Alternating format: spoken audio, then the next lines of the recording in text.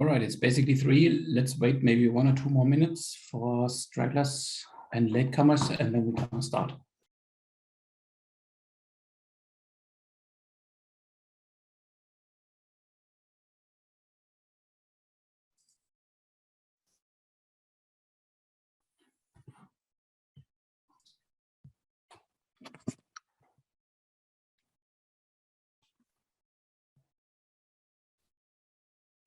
Hi everybody.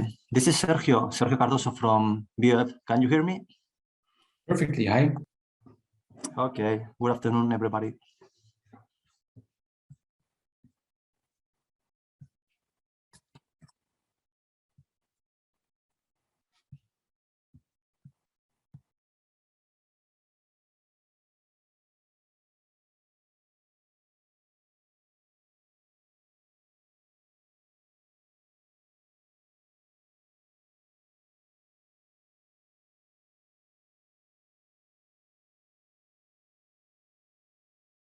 Jose Maria is still missing, is he? Jose Maria is arriving.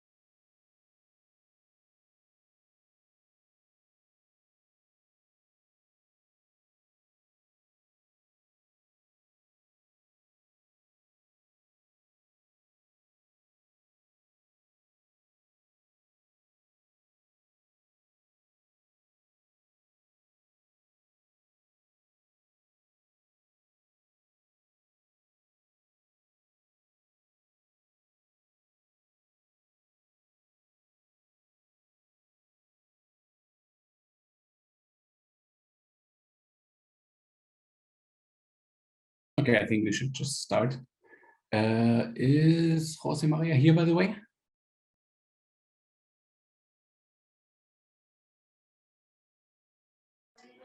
It's connecting now. In the complicated process of connecting. Very good. But you can start. He's connecting in 2 minutes. 2 minutes. You need me to talk 2 minutes. Okay, that will be cool. Hello and welcome everybody. I have the great pleasure of welcoming you to our second TITTAN workshop, which will be filled with 9 thrilling good practices from several different regions. And of course, I'm not alone. I have with me Mercedes and Jose Maria from the lead partner, who will be introducing the whole workshop and the topics and the project pretty soon. He is already in the process of connecting.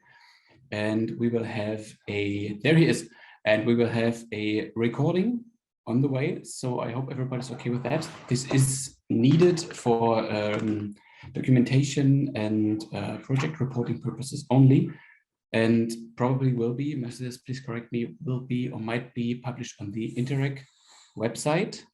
Yes, no, yes, okay. Yes. So besides that, this is only for project purposes. So I think this is okay for everybody. At this moment, it's my great pleasure to introduce Jose Maria from ATHIS as our lead partner, who will do some introductory words. Yes, thank you, Olaf, and thank you to all the participants and the speakers of this second workshop of the TITTAN COVID project. Just a few words about the TITTAN project COVID-19. It's a project that is an extension of the Interreg Europe project, TITTAN project. And we are 5 regions that they are involved in this project. in Spain, we are two, Galicia, that we are lead partner with Basque Country. Also, in Germany, Saxonia, that they are now leading this workshop. In addition, Scotland, Lombardía in Italy, and that's all. I guess I will. Yes, I mentioned all. So, well, I hope this workshop will be very interesting for all the audience. As Olaf said, this workshop will be recorded. So, and also we will publish it as a deliverable in the Interreg website in the part of the TITTAN project. And also the collection of all these good practices will be part of the assessment report, that it will be as a brief summary of all the good practices that we will present during the 3 workshops that they are expected to be in this project. The first one was in Scotland. It was organized by Scotland. The second by our colleagues from Germany, and the next one will be organized by our colleagues from BOF in Basque Country. The last event will be the final conference that hopefully will be in person, that will not be online, here in Santiago de Compostela.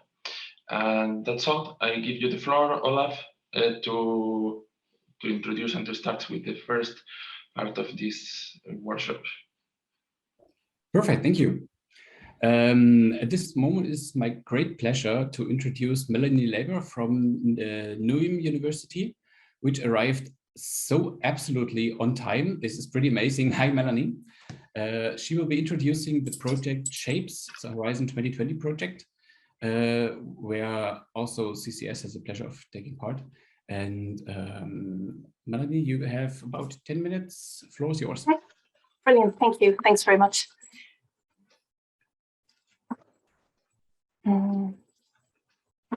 Can you just see my screen? Yeah, perfectly. Okay, the PowerPoint slides. Okay.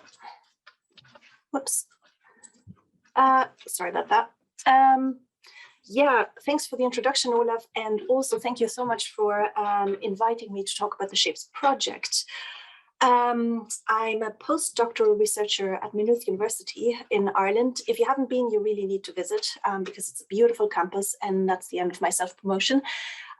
So Shapes is an innovation action which was funded under the Horizon 2020 scheme, and it is led by Maynooth University. The project has been ongoing since November 2019, so we're in our 3rd year now.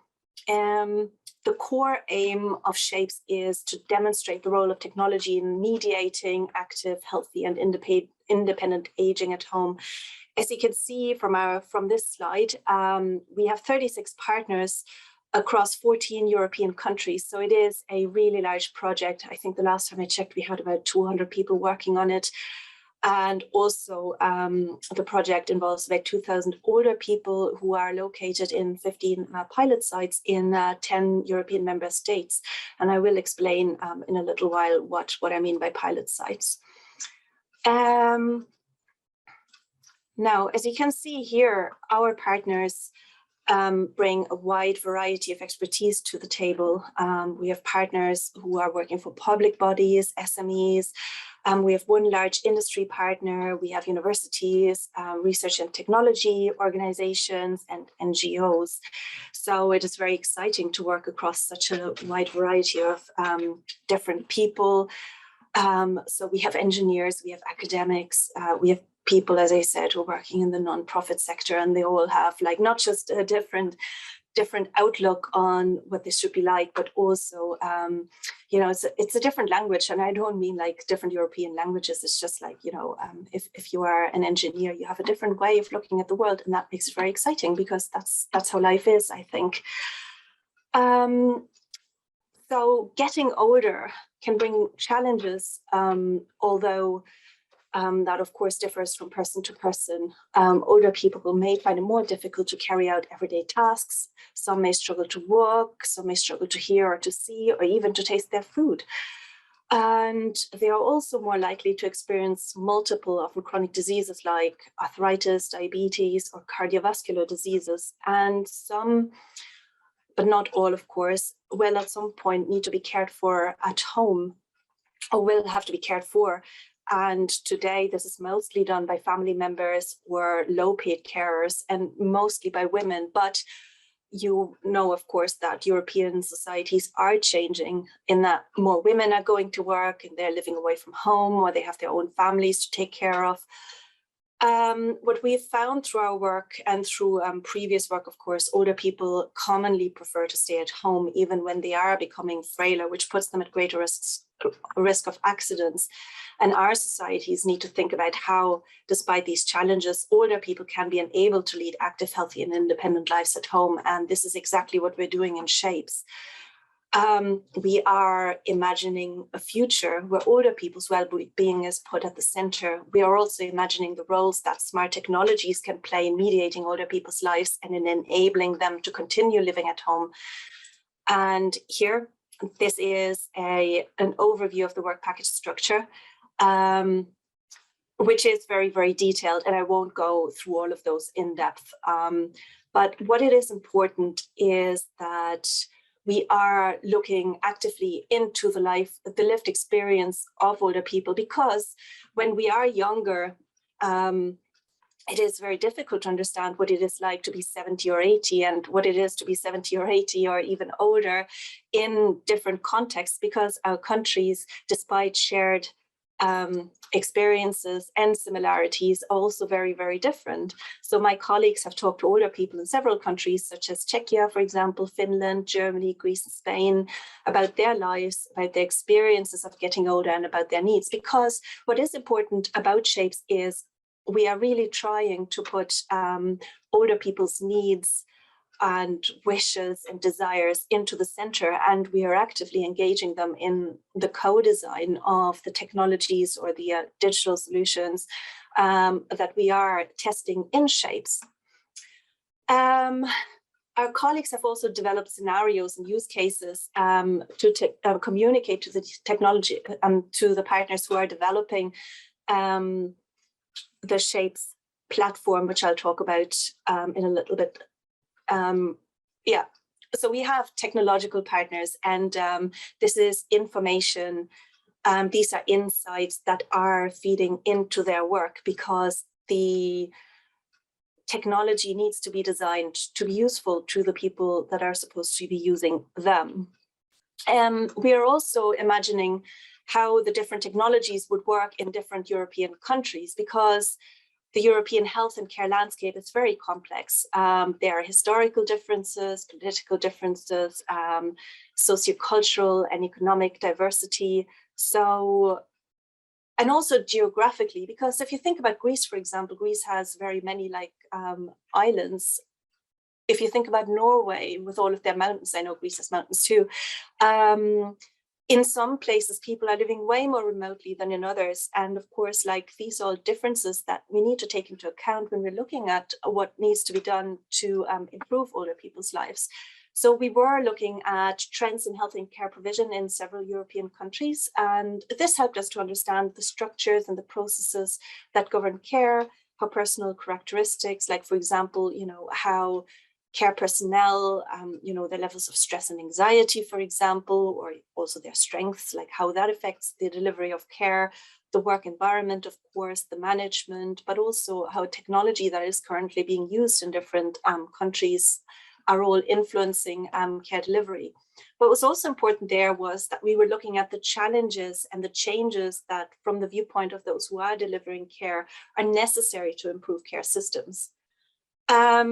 As I said before, like in Shapes, we are interested in technology as a mediator of active and healthy aging. So we are developing a standardized, interoperable and scalable platform which enables the integration of smart digital technologies. So examples of those devices that are being used and piloted in Shapes are, for example, e-health sensors and wearables, if you think about smartwatches, for example, but also things like pulse oximeters, heart rate measures that are Bluetooth enabled. We also are looking at assistive robots that could help with rehabilitation, for example, and mobile apps. And we are developing a platform which has 3 core functions. The platform is supposed to collect and analyze data which is relating to a person's health, their environment and lifestyle, to look at their needs on an ongoing basis and to facilitate access to reliable, trustworthy and affordable assistive technologies and services. And during the lifetime of this project, the data are collected from older people who are taking part in 7 different pilots. And those pilots also replicated in different sites. So to address very specific and distinct themes. So in this slide, you can see just the headlines of those pilots, just to show like how diverse they are. So in one of them, we're looking at improving in-home and community-based care. In another one, we're looking at how older individuals who have neurodegenerative diseases, such as dementia, for example, can be cared for, and how they can still remain at home as long as possible. We're also looking at physical rehabilitation at home. So that's really important after a fall, for example. We're also looking at a smart living environment for healthy aging at home, medicine control and optimization. Here we're looking at managing individual conditions or multiple conditions with the help of different devices, psychosocial and cognitive stimulation to promote well-being, and also cross-border health data exchange, supporting mobility and accessibility for older individuals. So the purpose of these pilots is to demonstrate how the devices could be used in different settings and to monitor those different conditions. Ultimately, though, the core question is about the extent to which technology can and will play a role in facilitating active and healthy aging at home. So we will be using the data to critically evaluate the platform and its digital devices to better understand the role of technology as a mediator. I suppose you will have guessed that personal health data is very personal and it's also very private. So any part of the SHAPES project needs to be compliant with legal directive, think of GDPR, for example, but also adhere to ethical requirements. But this isn't just about like putting a rubber stamp on the research, that it is legally and ethically sound. We are actively exploring what best practices should be in terms of questions such as privacy, the ownership of the data that is being fed into that platform through the digital solutions. But not just that, it's also about the ownership of the platform, but also SHAPES as an ecosystem, especially like after the project has ended. And these questions are connected to the question of governance. So we are also developing a governance model to look at how SHAPES should be governed after the project has ended. So, and we are also particularly interested in various forms of participation. For example, the extent to which patients have a say in the care that they receive, accessibility, affordability, and sustainability of care. And those last 3 criteria in particular fall under the umbrella of equitability of care. So here we see the role of SHAPES. The role of SHAPES is to illustrate how SHAPES can facilitate equitability by using the platform to manage, or we call it market shaping. So to shape the market, to create strategic relationships between public and private entities. And SHAPES itself will include a marketplace to connect supply and demand of smart technology, but also services that are provided through the platform. And with the platform, SHAPES aims to increase access to traditionally smaller niche markets, to reduce pricing, and provision of product maintenance, provision of user training courses, which can be virtual or physical.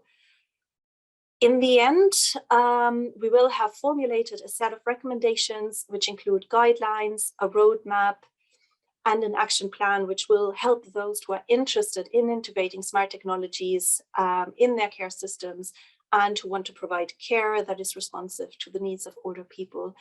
And I think one of the very interesting parts is, in my view, how, for example, the platform can be used to integrate different care systems better. For example, one of the things that we have seen is that in many countries, the health system and the social care system are quite fragmented and they don't really talk to each other. So in one way, SHAPES is also looking at that. This is the end of my presentation. I'm very happy to take questions if you have any, and I'm gonna stop sharing my screen here. thanks very much for listening.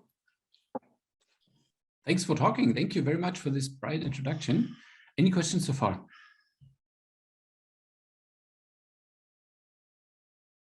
Yeah, of course, nobody wants to be first. Then let me, please. Melanie, in your opinion, I mean, SHAPES is a huge project. 36 partners, I think. Yeah. I don't know how many countries, I forgot, but huge. In your opinion, until now, I mean, SHAPES is going until October 23. Is it too early to talk about key learnings? I'm mostly involved in the work package that looks at the overarching structures and processes within the health and care systems, and also in the development of the governance model. So I think it is a little bit too early to talk about results from the piloting activities that I briefly introduced because they haven't taken place yet. But I do think what is great to see is all of the different I was involved in the development of the proposal as well, and it is interesting to compare, you know, what you thought you were going to do in the proposal and what is really happening in reality, because we need to take into consideration so many things are creeping up that you didn't think of, and the project needs to be adaptable. I think one of the interesting things is to try and figure out how, you know, how SHAPES fits within GDPR, for example, and other EU regulations, because in parts these regulations haven't been developed.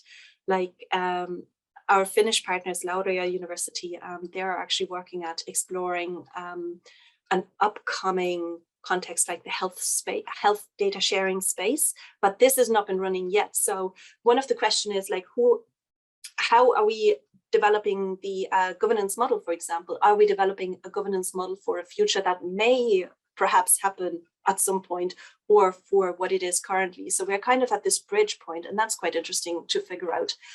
I do think what's interesting as well is to see what older people's needs are. There's actually a very exciting deliverable that is coming out, which looks at the lived experiences or the life worlds of older people. We haven't published it yet, but it should be out soon. And how this kind of coincides with what the technology can promises to do and what the technology will be doing. And it's interesting to look into, you know, will older people actually want to use it? How do they want to use it? Can the technology fulfill what it promises to do? So, but these are all open questions, and hopefully that'll come out of the pilots really soon. Okay, thanks a lot. If the others have questions too, there will be a Q&A session after Good Practice 3. So please remember the questions, and if you can't, you could always use the chat function. Okay, thank you very much. Thanks a million. So next are Ulrike Sobczak and Corina Rolek, both from Chaos Consilium, and they will present the next Good Practice. Here you are. Thank you. So hello and welcome from my side. My name is Ulrike Sobczak, and next to me is my colleague Corina Rolek, and we are the project managers of the project HoCare 2.0. And today we would like to share our good practices with you. So first of all, I would like to give you a short overview about the project, and afterwards I would like to talk about our public pilot. And last but not least, Corina would like to present our 2 SME pilots. The project HoCare 2.0 is an indirect Central Europe project, and our mission is to provide customer-centered home care by co-creation, which means concretely co-creation of products and services for home care, supported by information and telecommunication technology. Together, we are 11 project partners from 6 European countries, which are Czech Republic, Hungary, Poland, Slovenia, Italy, and Germany. The project started in 2019 and will run until summer this year. For the development of innovative products and services, we use the co-creation approach, which means that the end users can influence the functions, the design, and other features of the future product or service. And for that, we connected representatives of so-called quadruple helix from industry, academia, public administration, and healthcare providers, and citizens. And they all worked together on the final product and services. So now I would like to introduce you to the kind of service we have developed within the project.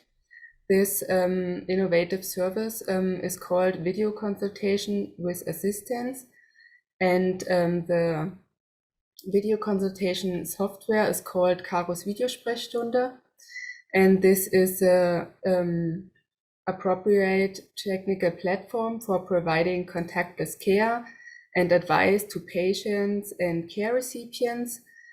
Therapy, consultation, aftercare conversations are easily possible, as well as a regular general practitioner visit or obtaining a second opinion.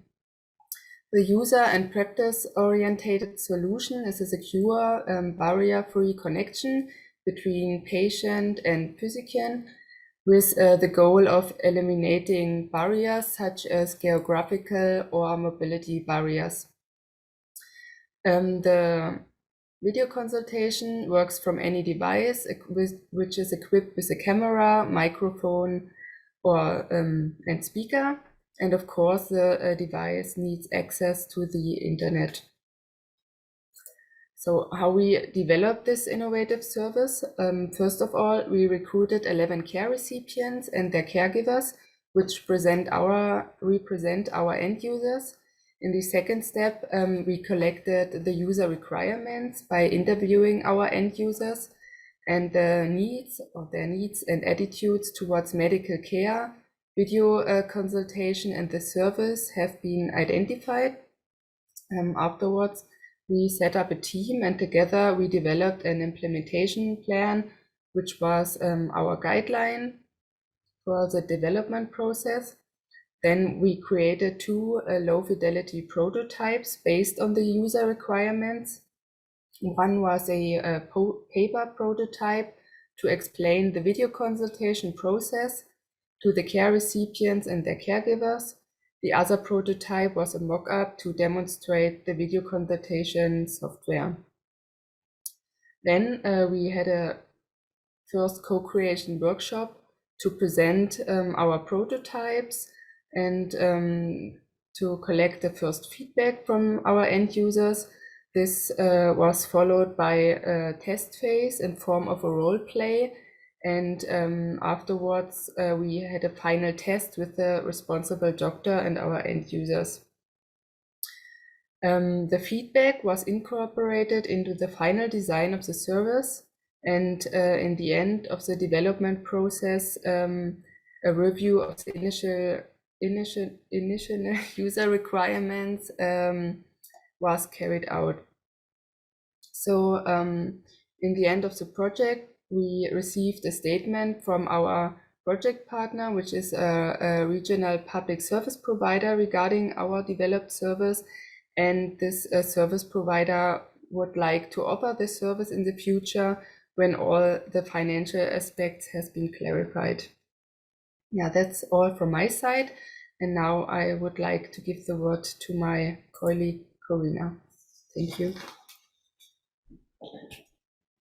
So thank you for the nice introduction, and hello from my side as well. I want to give you a short overview about our 2 innovative home care solutions, which we developed together with our SME partners. Our project is deeply influenced by the pandemic situation. For the co-creation process, it is very important to have physical meetings with the team and all participants, but these meetings were not possible during the project time, and so we had to be very creative in order to implement the project deliveries. But as you can see also here, the procedure is clearly defined. First of all, we had an open call where we asked SMEs and startups to hand in their applications with their innovative digital-based idea. Then an expert jury, which consists of the quadruple helix partners, as Ulrike explained before, evaluated the applications and finally selected 2 of them.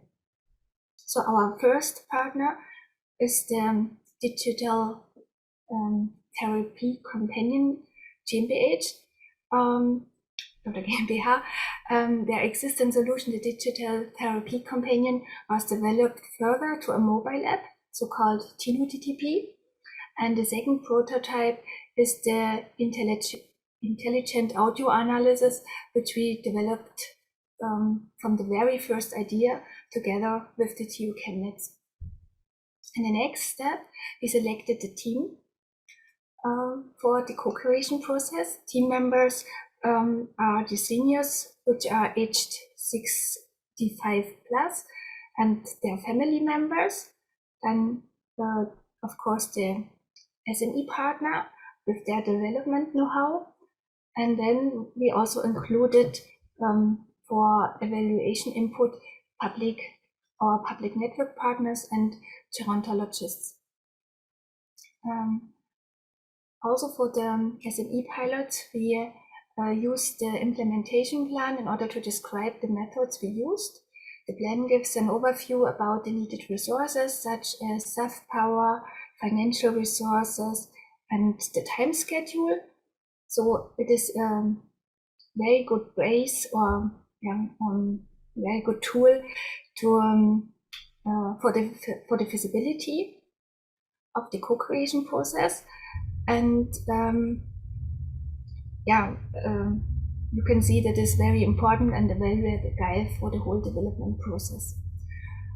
At the end, we started the co-creation process with a kickoff meeting with all relevant partners. There, our SME partners presented their innovative solution to the seniors, the family partners, and the gerontologists. And the goal in the project was to create 2 prototypes using the co-creation method that meets the requirements of a minimal marketable product and has a high usability for seniors. And so the products should ensure their acceptance. But how we created the prototypes and how we performed the co-creation. Based on our good practice example of the digital therapy companion, I will explain you. The base is the creation of common knowledge.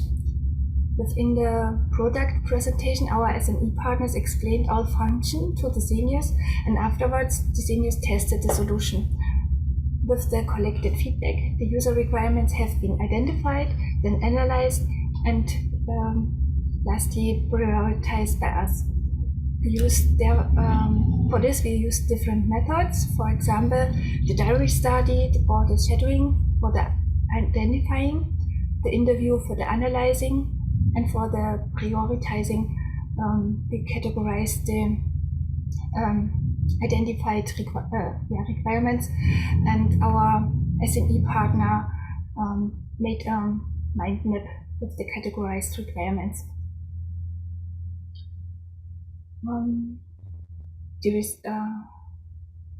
And then with the mind map was the base for the further development process.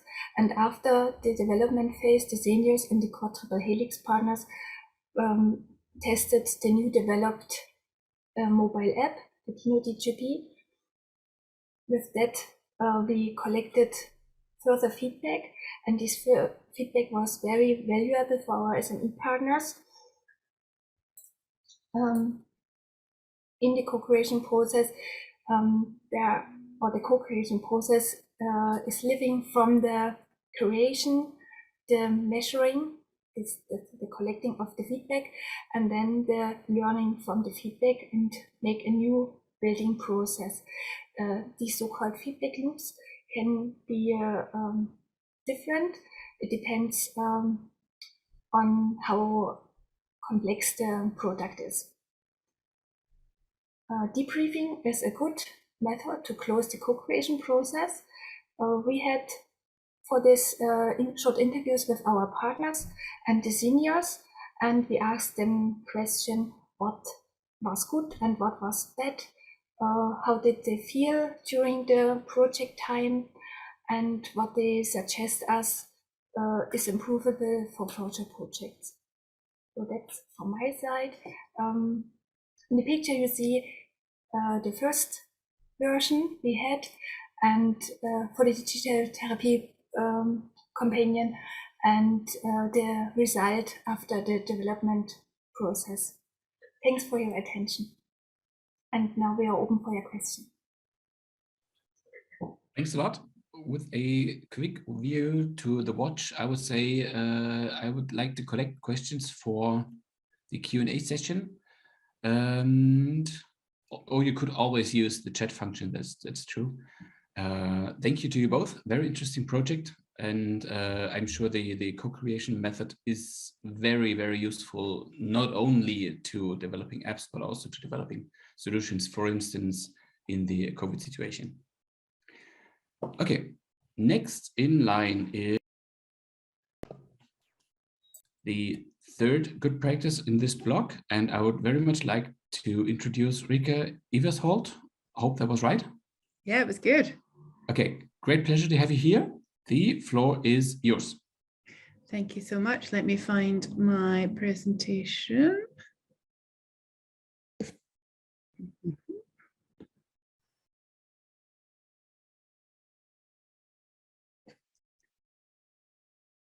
I think this looks like it. Okay. Yeah. Hello, everyone. I'm Rika Eversholt. I'm a Danish woman who works in Scottish government for an Irish boss. So it's really nice to be in an international forum. It doesn't happen very often for me. So I'm absolutely delighted for you to give me the 10 minutes I've got today. And hopefully we'll have a good chat afterwards. I am going to tell you about a program of work that we've had underway. It started out specifically as a COVID response, but there's a lot of work, as you all know, in the digital sphere when it comes to care. And so it isn't something that has finished with the restrictions being lifted in Scotland. There's actually a lot more expansive work taking place. So some of the things I'll be talking to you about have been completed and is underway for an evaluation at the moment, and other things are just going to be completing in the next 2 years or so. But a bit of context, my program is focused on care homes specifically. So there's around 1,400 care homes in Scotland. I say around because sometimes, one shuts and another one opens, but it normally sits in that ballpark. There's about 60% of them are privately owned, so usually by quite big companies that run at several care homes at the same time, but also some that are quite small. And then this remaining 40% are kind of half and half, a third of voluntary sector and the public sector, so owned by the local authorities. The distribution in size, they go from very specialist small units of about 4 people or 4 beds up to really big care and nursing homes of 180 beds. And as all of you that have ever been to Scotland will know, it can be a bit of a challenging geography at times. So we've got really mountainous areas, as many of you will have in your countries as well, where connectivity is a bit of an issue. Likewise, we've got little rocky islands as well, where internet really depends on the weather at times. So it's a fun place to work. The programme, as I said, is about care homes. It was set out in an action plan, which was collectively brought together by a number of stakeholders from about the middle of 2020. As we know, the pandemic sort of hit us all early spring, but it takes a little while to get all the wheels in motion to establish the funding for something like this. So in essence, we didn't start until mid-2020 with an action plan. And these are the collaborators. It spans all the way from those kind of big organizations that register the workforce and make sure that their care and practice is sound, so those that register and inspect organisations, but all the way down to umbrella bodies for sector organisations and those that drive innovation, such as the DHI, for example. So lots and lots of stakeholders, which meant also that we were able to not just do work that addressed the deficits during a pandemic, but also look at doing more innovative work that has a longer standing, as I mentioned earlier. We have based this programme on 3 pillars of delivery, very much because social care is a little bit behind development of digital in terms of, if you compare it with the health sector specifically. So we have a foundation pillar that really looks at the pipework of a sector, so that there's broadband connectivity, that there's devices, there's technical support when people need it, there's data sharing and data use for good services and support. And that without that, you can't really do an upskilling, because people don't have the devices to learn on, nor can you have really robust services or robust processes, because again, it requires that backbone to work on. So that's it. That's the foundations, and some of the finished work sits in the foundations aspect. The other things that are underway are digital services. So that's about making sure that any services that are developed are ultimately there to improve the lives of those that are in receipt of support and care, but also that it's a possibility that those things are improved and delivered with their families and people they care about, and that the care staff is up to date with access as well. And then lastly, we're looking at digital leadership and skills, and that's about upskilling across the workforce, down to, those that sit or work directly with those that receive support in using technology, just to, have a FaceTime chat, but also the full-on, senior leadership that looks at buying resources and presenting to boards their plans for digital implementation across decades. So it's quite expansive at the moment. We have some objectives that we want to deliver on as well. It's very much, to start with, very enabling. So it's difficult to say we'll need 100%, rollout across things. There's sometimes pockets of reluctance to take part in this. So whilst we have priorities, we're working across them all, so that we're working with those that are able and willing and keen to start with, and then we'll move across the spectrum. We are currently working with people that are going, oh, I'm not sure it's for me, but I'm curious. So that's it. It's been good so far, but we're not there 100% yet. Now, I said a little bit earlier that we had some service innovation, so let me just cover 3 of those areas first of all. Cara, who's on the call today from the DHI, will be familiar with this. There was a care homes assessment tool developed very, very early on in the pandemic, and it was really to meet the needs of those decision makers around people that may have or may be at risk of COVID, to have a live assessment tool that can then share the information with the relevant professionals and make sure that the individual is cared for and that safety precautions are put in place. So that was developed and delivered across a couple of health boards with participating care homes. Really important there is the kind of flow of information. There is a lot of conversation in Scotland at the moment about establishing a national care service. So it's a very live conversation at the moment about data protection, but also who needs the data and where might we be better at safeguarding individuals and making sure that both adult and child protection is utmost. What other areas that aren't sitting right around the individual may be better informed by the use of that information as well. So data sharing is critical to do via these smaller startup projects, because it really sets a good example for bigger national rollouts.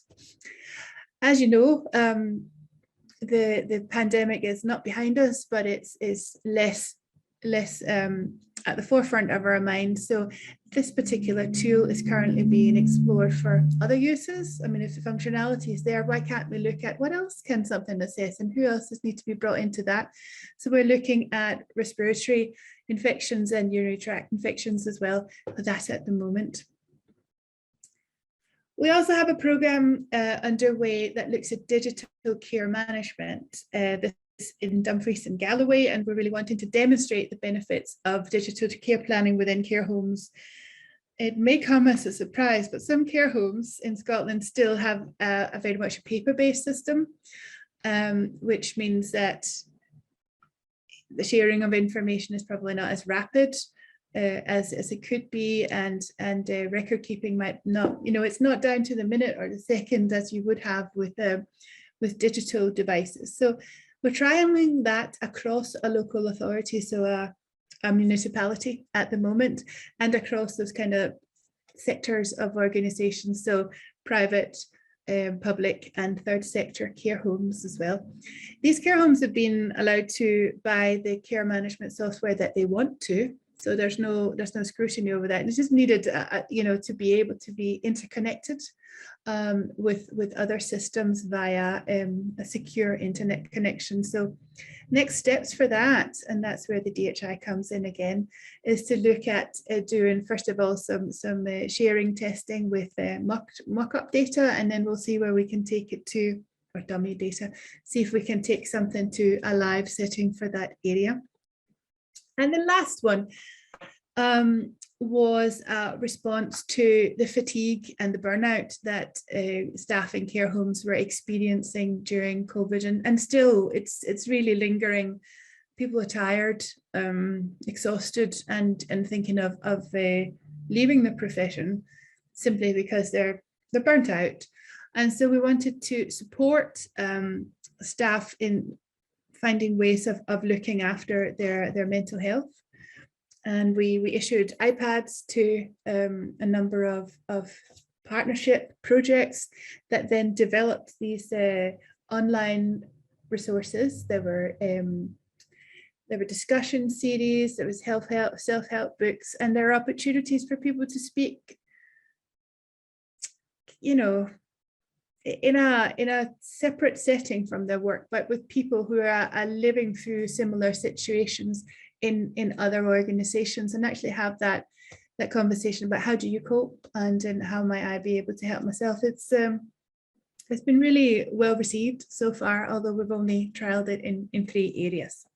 So those are our innovation programs. We also did, and that's why I set out the kind of scale of the system to start with. We started out in November 2020, a system to contact all care homes in Scotland and say, we have digital devices for you and additional dongle technology if you are not able to offer Wi-Fi and broadband to everybody who lives in your care home, because this was very focused on a digital inclusion of care home residents. There's benefits to the staff, of course, but it was really make sure that every citizen that was in a residential setting and were essentially confined to those areas were able to connect digitally as much as possible with the services and the people that they want to speak to. So our reach approach was really, we're quite lucky. We got the First Minister to include the news in her 5 p.m. public broadcast on the 16th of November. And at that point, everybody was still watching it on TV or listening to it on the radio. So that got a lot of help to us, actually. We also issued a letter to all care home managers saying this initiative is now open. And then we just flooded social media and all of the stakeholders that I mentioned earlier on in an earlier slide. The offer wasn't massive. We were able to, with the money we had, to offer 1 iPad per 20 residents. I know in the ideal world, every resident should be able to have their own device, particularly, with the sake of having to clean it all the time. But this was what we could stretch to. And then a dongle, initially first for 12 months with data, but the pandemic lingered on, so we extended that to 24. And we had protective cases antimicrobial and all that. So the cleaning was, you know, had the most advantages as possible. We, in addition to this, then had to think of how do we figure out a way of making sure that these devices are being used. So we did some training and support resources as well. So we had tailored digital training, and we had some introductions to your device. So basically anybody in our team would sit online with some sessions with anybody from a care home who wished to open their box with us and explore and how to, you know, download new apps, etc. It was quite good fun, but heavy going across a small Scottish Government team. We then got Apple involved. We're tied to Apple, not because it was a preferred type of device, but it was the only devices we could get at the time. There was 9 months delay on delivery of other types, so this was the only thing we could do at scale. And then over time, we have developed a training program with the SCVO, who runs the Connecting Scotland program across the country, with Barclays, which is a bank that has some volunteers that deliver digital training. And we do some knowledge exchange sessions online where people teach each other, which is great. And all of that then gets it gets videoed, it gets saved on our website. Any written resources get distributed as well to our network of digital champions across the care homes as well. Uptake is, depending on how much pressure in the care homes, uptake is good. And sometimes there's, you know, an outbreak of COVID and a home doesn't get time to look at it at all. It's something we've learned to just accept. So that's why we make things that can last and people can download them and look at them whenever they want to. Just quickly, an overview of what our reach was with that rollout program. So 75% of the care homes accepted iPads, and the 25% that didn't, we actually phoned up and said, have you heard about this? It's free. Most of those were for homes for younger people who were in education, and therefore the education side had already looked after them and they had devices. They had too many, they said, and they were not interested in more.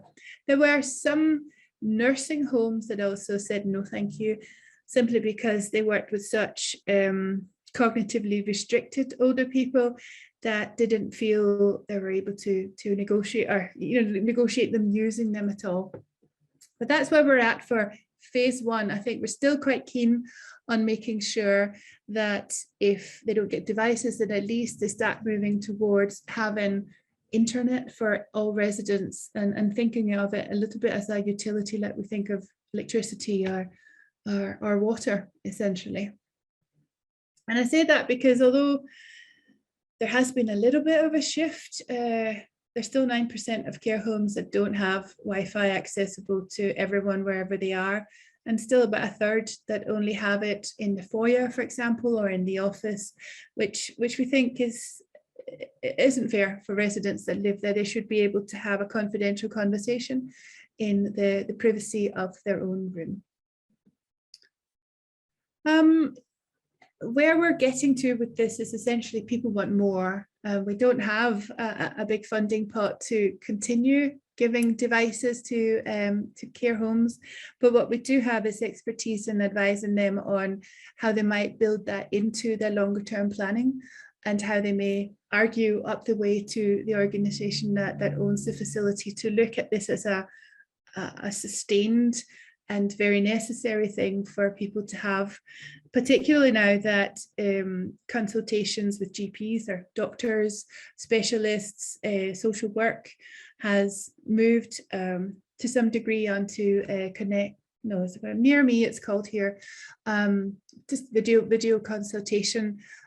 It saves a lot of time. It allows for people to bring in families in other countries if they want. So we're trying really hard to get those kind of the pipe work, as I said, the nuts and bolts of delivery up to 100%.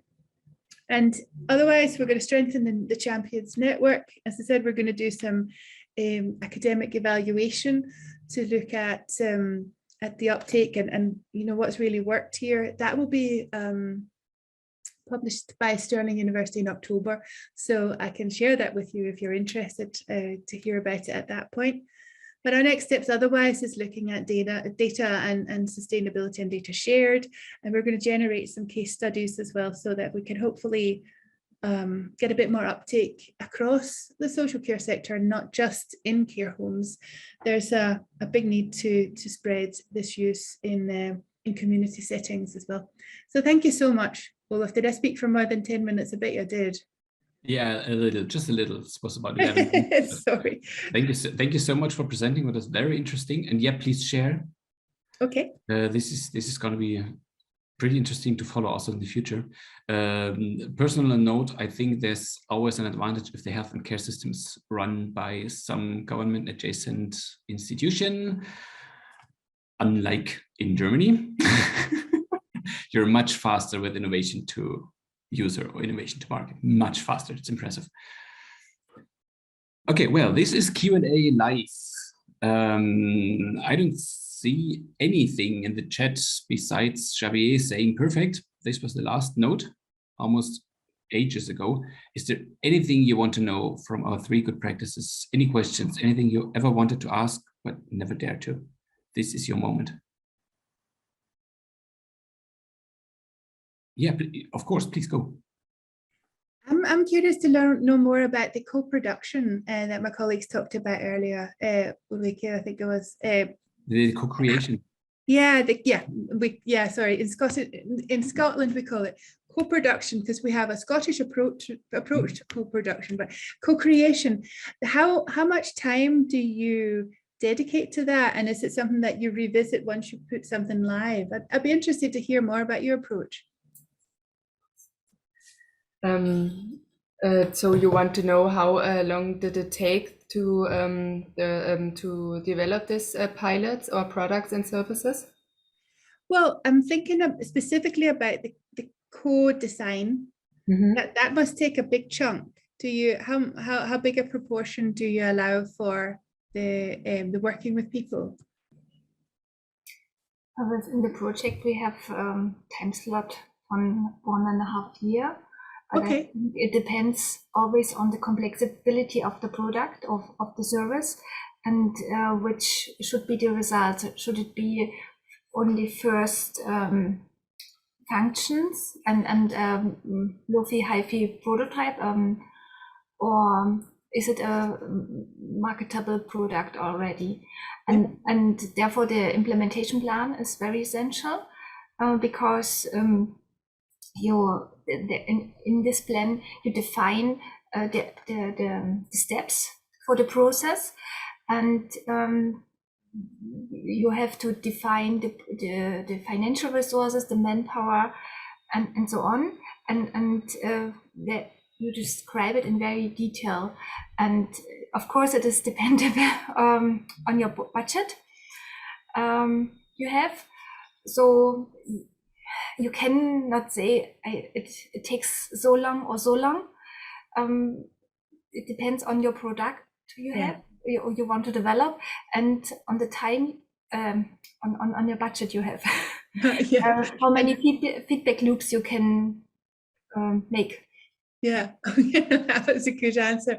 Yeah, the budget is a determinant of many things. Thank you. Yeah, you're welcome. The interesting thing is also how many names there are for this specific method. There's user design, it's user-centered design, it's co-creation, it's co-production is actually new, thank you.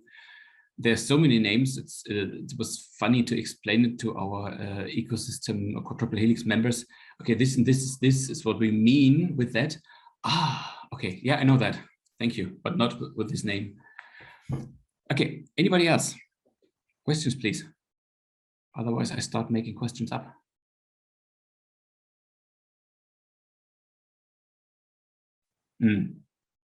Okay, so not to prolong this more than necessary, because we still have some good practices to go. If there's anything coming to your mind during the workshop, please just write something in the chat. Hopefully all of you will stay with us. Yeah, please. we can do, yeah, via Kara is perfect. Also we could do some email contact exchange if you want, but sharing it via Kara is perfect. Okay, yeah, thanks. Then Thank you so much for the presenters of the first round. Next, we will switch to Galicia before the break, who will present the good practices 4 and 5. We will do so showing pre-recorded videos out of some technical reasons. Before we do so, I would hand over to Jose Maria for some introductory words for these videos. Yes, thank you very much, Olaf. Well, just a brief presentation of Galicia. Before introducing the new two good practices that we want to present during this workshop. Galicia is in the northwest of Spain. We have it's a region that we have 2.8 million of inhabitants with more than 36,000 of health professionals in our Galician public health provider, Sergas. Related with the topic of this workshop, Galicia, we are a reference site region on developing solutions in the field of active and healthy aging. And last year we were awarded by the European Innovation Council as the best strategy in public procurement of innovation, also on the topic of active and healthy aging. Today, one of the examples of these solutions was Telea, that it was presented during the last workshop organized by our Scottish partners. That is the home telecare platform that it was also developed to fight against COVID-19. And today we are going to present two good practices. Unfortunately, it will be the two interventions will be pre-recorded. And the first good practice is the psychological plan for health professionals, that it will be presented by Nuria de Castro Acuña, that she is the head of prevention of occupational risk service in the Directorate General of Human Resources. And the second good practice that will be presented today in this workshop will be the vaccination process here in Sergas, presented by Susana Viras Carvajal, that she's head of the Communicable Diseases Control Service, that is part of the General Directorate of our Public Health here in Galicia.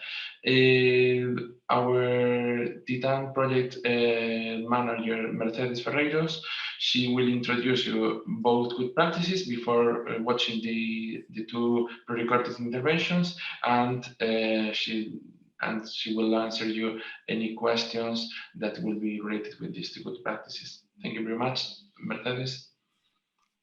Hello and good afternoon to all. The first good practice is a psychosocial plan for health professionals.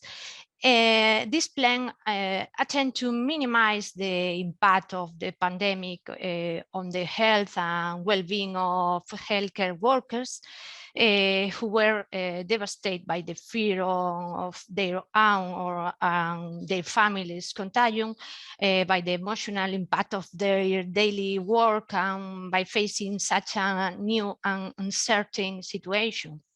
So the plan, with a great communicative commitment to ensure its success and dissemination, focus on organizing campaigns and activities that were structured around 3 central pillars.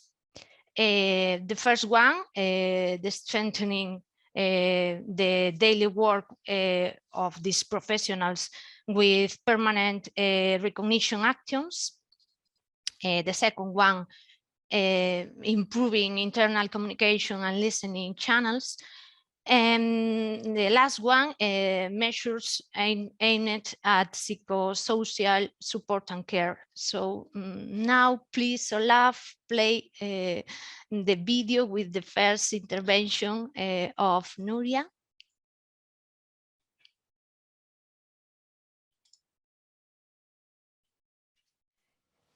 Hola, mi nombre es Nuria Castro Acuña Iglesias, soy la jefa del Servicio Central de Prevención de Riesgos Laborales en la Dirección General de Recursos Humanos del Servicio Gallego de Salud.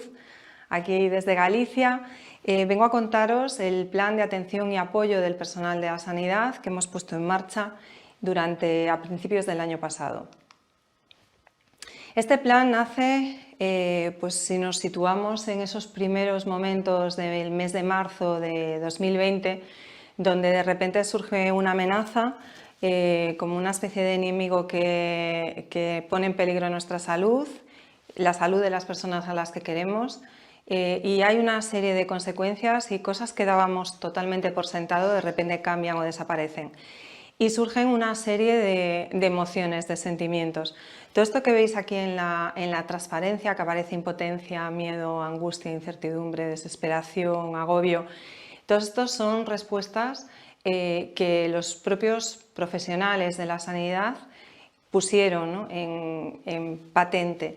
Entonces recogemos ese sentir e intentamos ayudar de alguna forma a prevenir o por lo menos minimizar las repercusiones que esta crisis sanitaria va a tener en la salud del personal de la sanidad. El plan nace en el mes de febrero del 2021 y tiene 3 ejes principales. Digamos que se subdivide en un apartado de escucha activa, en otro apartado de reconocimiento y agradecimiento al personal y en otro apartado donde se intenta trabajar el acompañamiento psicológico. Con respecto al plan de escucha activa, hemos iniciado una serie de actuaciones como es el programa de equipos saludables, un programa de transformación directiva y la campaña de participación activa por parte del personal.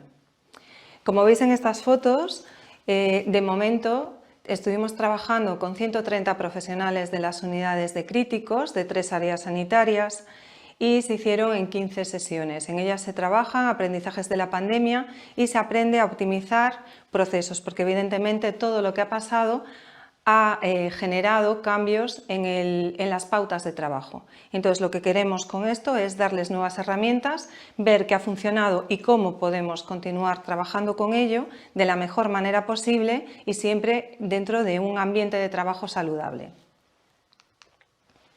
Con respecto al programa de transformación directiva, lo dividimos en 2 fases. Una primera fase, que ya se ha realizado con 13 ediciones de un curso de formación, donde han participado 140 cargos directivos. Ahora mismo, de ese curso se generan una serie de informes individuales sobre competencias de liderazgo y se va a programar, y está agendado de hecho para este 2022, un programa donde se trabaja un espacio de desarrollo individual y personal para que cada uno trabaje sus propias fortalezas en liderazgo y pueda después transmitirlas a sus colaboradores en el día a día de su trabajo. Otro de los aspectos que quisimos hacer es establecer canales de participación del personal. Este es un ejemplo de ellos. Por el Día Internacional de la Mujer pusimos en marcha una encuesta para conocer la percepción que tenían nuestros profesionales con respecto a la percepción de la conciliación, de las medidas de conciliación existentes en la organización y también de la igualdad de género. Obtuvimos casi 3.000 respuestas y pensamos que era necesario, porque sí que es cierto que durante la pandemia el tema de conciliación en nuestro personal es algo que se puso encima de la mesa, que ya estaba, pero digamos que cobró mayor valor. En la línea del reconocimiento, de esos agradecimientos a nuestro personal, intentamos, digamos, seguir como 3 líneas de actuación. Por un lado, se establecieron distintos soportes como urnas, paneles, vías correos electrónicos, dibujos, para que la ciudadanía hiciese llegar los agradecimientos a todos estos profesionales que habían estado dándolo todo, ¿no? Y fueron mucho más allá del deber en este devenir que nos ha traído la pandemia. También se utiliza el tema de cartas, se volvió a recuperar ese envío de cartas al personal de agradecimiento por parte de las direcciones y también lo que hicimos fue establecer un material gráfico propio y totalmente dirigido a lo que era esta parte de reconocimiento. Aquí tenéis ejemplos de cartas. Cuando se comenzó con la vacunación, pues entre finales del 2010 y principios del 2011, se mandó por parte del consejero de Sanidad una carta a todo el personal de la organización del Servicio Gallego de Salud para instarles a la conveniencia de la vacunación para su protección, tal como dice además la normativa en prevención de riesgos laborales, y posteriormente, más adelante, también se hizo eco de ese agradecimiento que aparecía en esa primera carta del conselleiro, donde se daba las gracias por esa labor tan fundamental que fueron las primeras olas de la pandemia. Hicimos una segunda remesa de cartas firmadas por los gerentes de cada área sanitaria, agradeciendo de forma personal a cada profesional su quehacer diario, ¿no? durante estos tiempos. Otra de las cosas que hicimos fue al principio, ya en el 2020, pusimos, cuando estábamos en la primera ola pandémica, pues imágenes que salían en los PCs cuando el personal abría su ordenador y le aparecía como una especie de pop de mensaje que tenéis ahí, el de las palmas aplaudiendo, por esa dedicación y profesionalidad que además estaba linkado a unas buenas prácticas desde el punto de vista de prevención y protección con el enfoque de los riesgos laborales, ¿no? De cuidar a los que nos cuidan. También hubo un vídeo conmemorativo ahora en este mes de marzo del 2022, agradeciendo todo este trabajo que ha realizado todos los profesionales. Por la vía que hablábamos de los canales de la ciudadanía, llegaron 211 correos electrónicos de agradecimiento, aquí tenéis algunos ejemplos de ellos, y dentro de este marco de esta campaña utilizamos 8.500 carteles explicando un poco la campaña, tanto cuáles eran las direcciones de correo electrónico, como también cómo utilizar, que bueno, era visible, esos buzones, esas urnas para recoger los distintos mensajes de agradecimiento, igual que los post-it que teníamos y que ponían y escribían en los paneles expositores, que se situaban principalmente en centros de vacunación, zonas de entrada de los centros sanitarios. Y ahí la verdad es que bueno, ha tenido una gran acogida por parte de la ciudadanía. Como veis, se habían distribuido 4.200 post-it en 70 urnas y se recogieron también 14.300 mensajes en toda la parte de paneles expositores. También se distribuyeron hojas para que los niños y niñas hospitalizados pudiesen hacer dibujos de agradecimiento al personal que los estaba cuidando y con esos dibujos se hicieron exposiciones en los centros, en las zonas de entrada, en los hall, pasillos, y la verdad es que bueno, creaba un entorno muy amigable y muy amable. La última línea que tenemos es la de acompañamiento psicológico. Nos hicimos eco de ese sentir y se crearon unos equipos en cada área sanitaria donde había un psiquiatra de referencia y psicólogos clínicos. También hicimos y elaboramos y pusimos en marcha unos cursos para promover el autocuidado emocional y además también articulamos un ciclo de conferencias con estas temáticas. Concretamente hubo 12 conferencias que se emitieron en directo y están grabadas a disposición del personal, con lo cual tienen acceso siempre que ellos quieran y lo necesiten. Hemos llegado a las 37.000 visualizaciones. Aquí hay un ejemplo pues, de esa primera conferencia que inauguró todo este ciclo en el mes de marzo del 2021.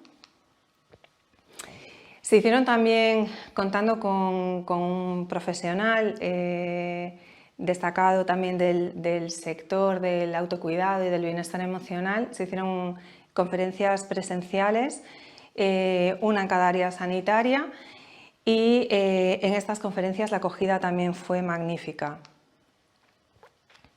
Se ha puesto en marcha ahora en el 2022 4 cursos de autoformación que están a disposición del personal para matricularse y para hacerlos cuando ellos puedan al ritmo que deseen, y son los que aparecen ahí en la diapositiva, que evidentemente todo está centrado pues, en el tema de gestión de estrés, en el tema de equipos saludables, en las temáticas que hemos estado hablando, ¿no? De ese cuidado emocional, del bienestar de uno y que evidentemente va a transmitir al resto de los compañeros. Además, dentro de este programa, como comentaba, había 7 equipos de salud mental y llevan realizadas ya casi 300 intervenciones con los profesionales dentro de este programa de Cuídate para Cuidar. La verdad es que es un programa que la acogida ha sido muy buena, tanto por parte de las organizaciones sindicales como por parte de la ciudadanía, como por parte del personal de la sanidad. Es un trabajo que es en continuo y que todavía seguimos trabajando en él, como se puede observar. Y me gustaría ahora despedirme dando las gracias por la oportunidad de explicarlo, y os dejo con un pequeño vídeo muy breve donde, digamos, se pone de manifiesto y en relieve pues esas acciones principales que os acabo de comentar. Muchas gracias.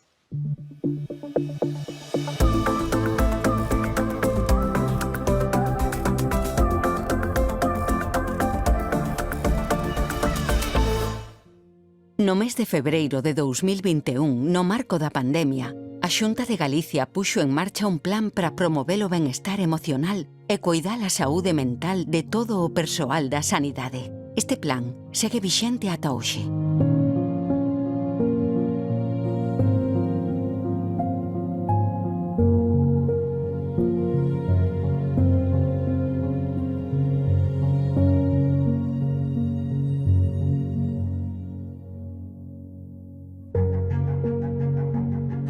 Moitas accións fomentan o autocuidado, como o ciclo de conferencias que tivo máis de 37.000 visualizacións. Outras actuacións melloran a comunicación nos equipos de traballo.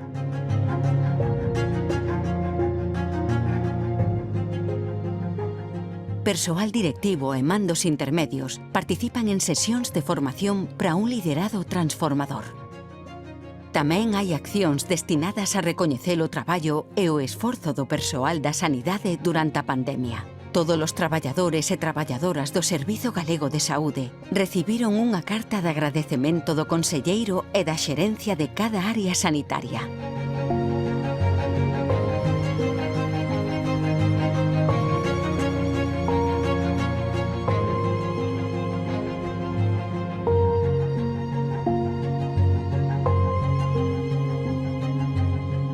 É a acción con maior repercusión social, xa que permita á sociedade galega agradecer e amosar o seu sentir a todo o persoal.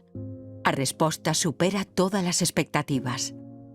Son mensaxes agarimosas, emotivas, verdadeiras, que moven os nosos corazóns cada día. Grazas por tanto.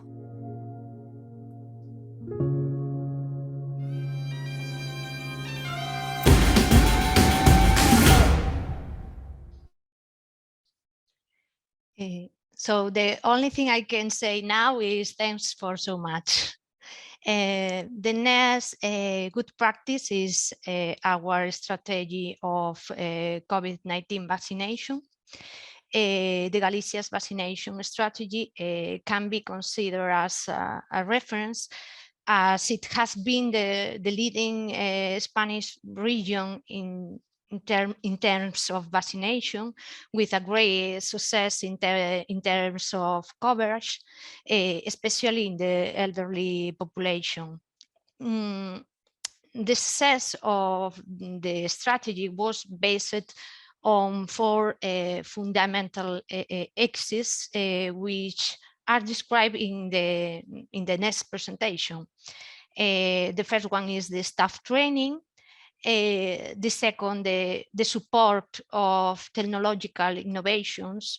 For example, for appointments, we use QR codes for data recording and for other processes. And next, an organization and logistics in which every detail was measured in order to organize a good delivery and registration of the doses. And finally, a transparency in the communication of all the data, all the information that contribute to involve and to engage the citizens. So please, Olaf, play the video with this presentation.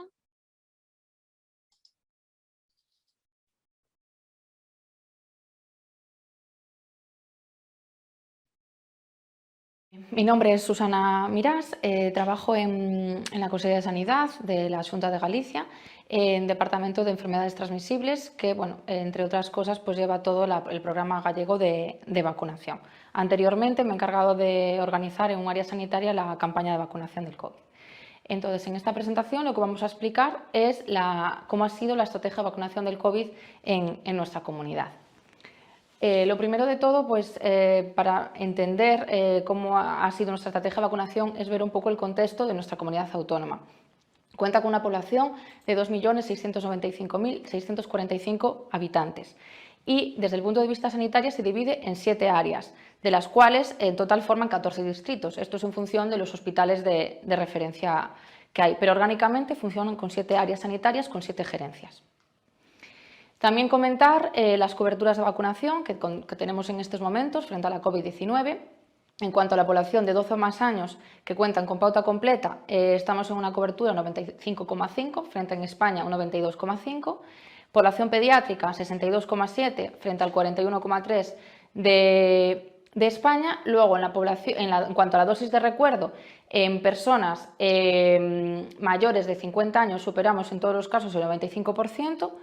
Y luego en las personas más jóvenes baja un poquito este porcentaje, es decir, en 30 y 39 años hay un 71% de cobertura, 20-29, 66 aproximadamente, y entre 18 y 19 años en torno a un 41%. Por lo tanto, las principales estrategias que se han llevado a cabo para esta campaña de vacunación del COVID y que pudiésemos alcanzar estas coberturas que acabamos de mostrar, la Dirección General de Salud Pública, que actuó como organismo organizador y coordinador de todo este proceso, se valió de las siguientes estrategias para que esto pudiese funcionar. En primer lugar, una capacitación del personal, una formación, un desarrollo tecnológico que ha venido ligado a toda esta campaña de la vacunación del COVID. Una transparencia en cuanto a la comunicación y a la muestra de contenidos en redes y en la página web, y también una organización y logística que fue importante para llevar a cabo todo el proceso. En primer lugar, vamos a hablar de la capacitación del personal. Fue importante contar, como habíamos señalado antes, con esas 7 áreas sanitarias, que en cada una tuviésemos un coordinador general que sirviese de los ojos de salud pública, por decirlo así, en su territorio, y con el cual teníamos una comunicación semanal o casi diaria de cómo estaba funcionando todo el proceso. Una vez que ya fue más rodado, pues ya se encargaban ellos más en cada área.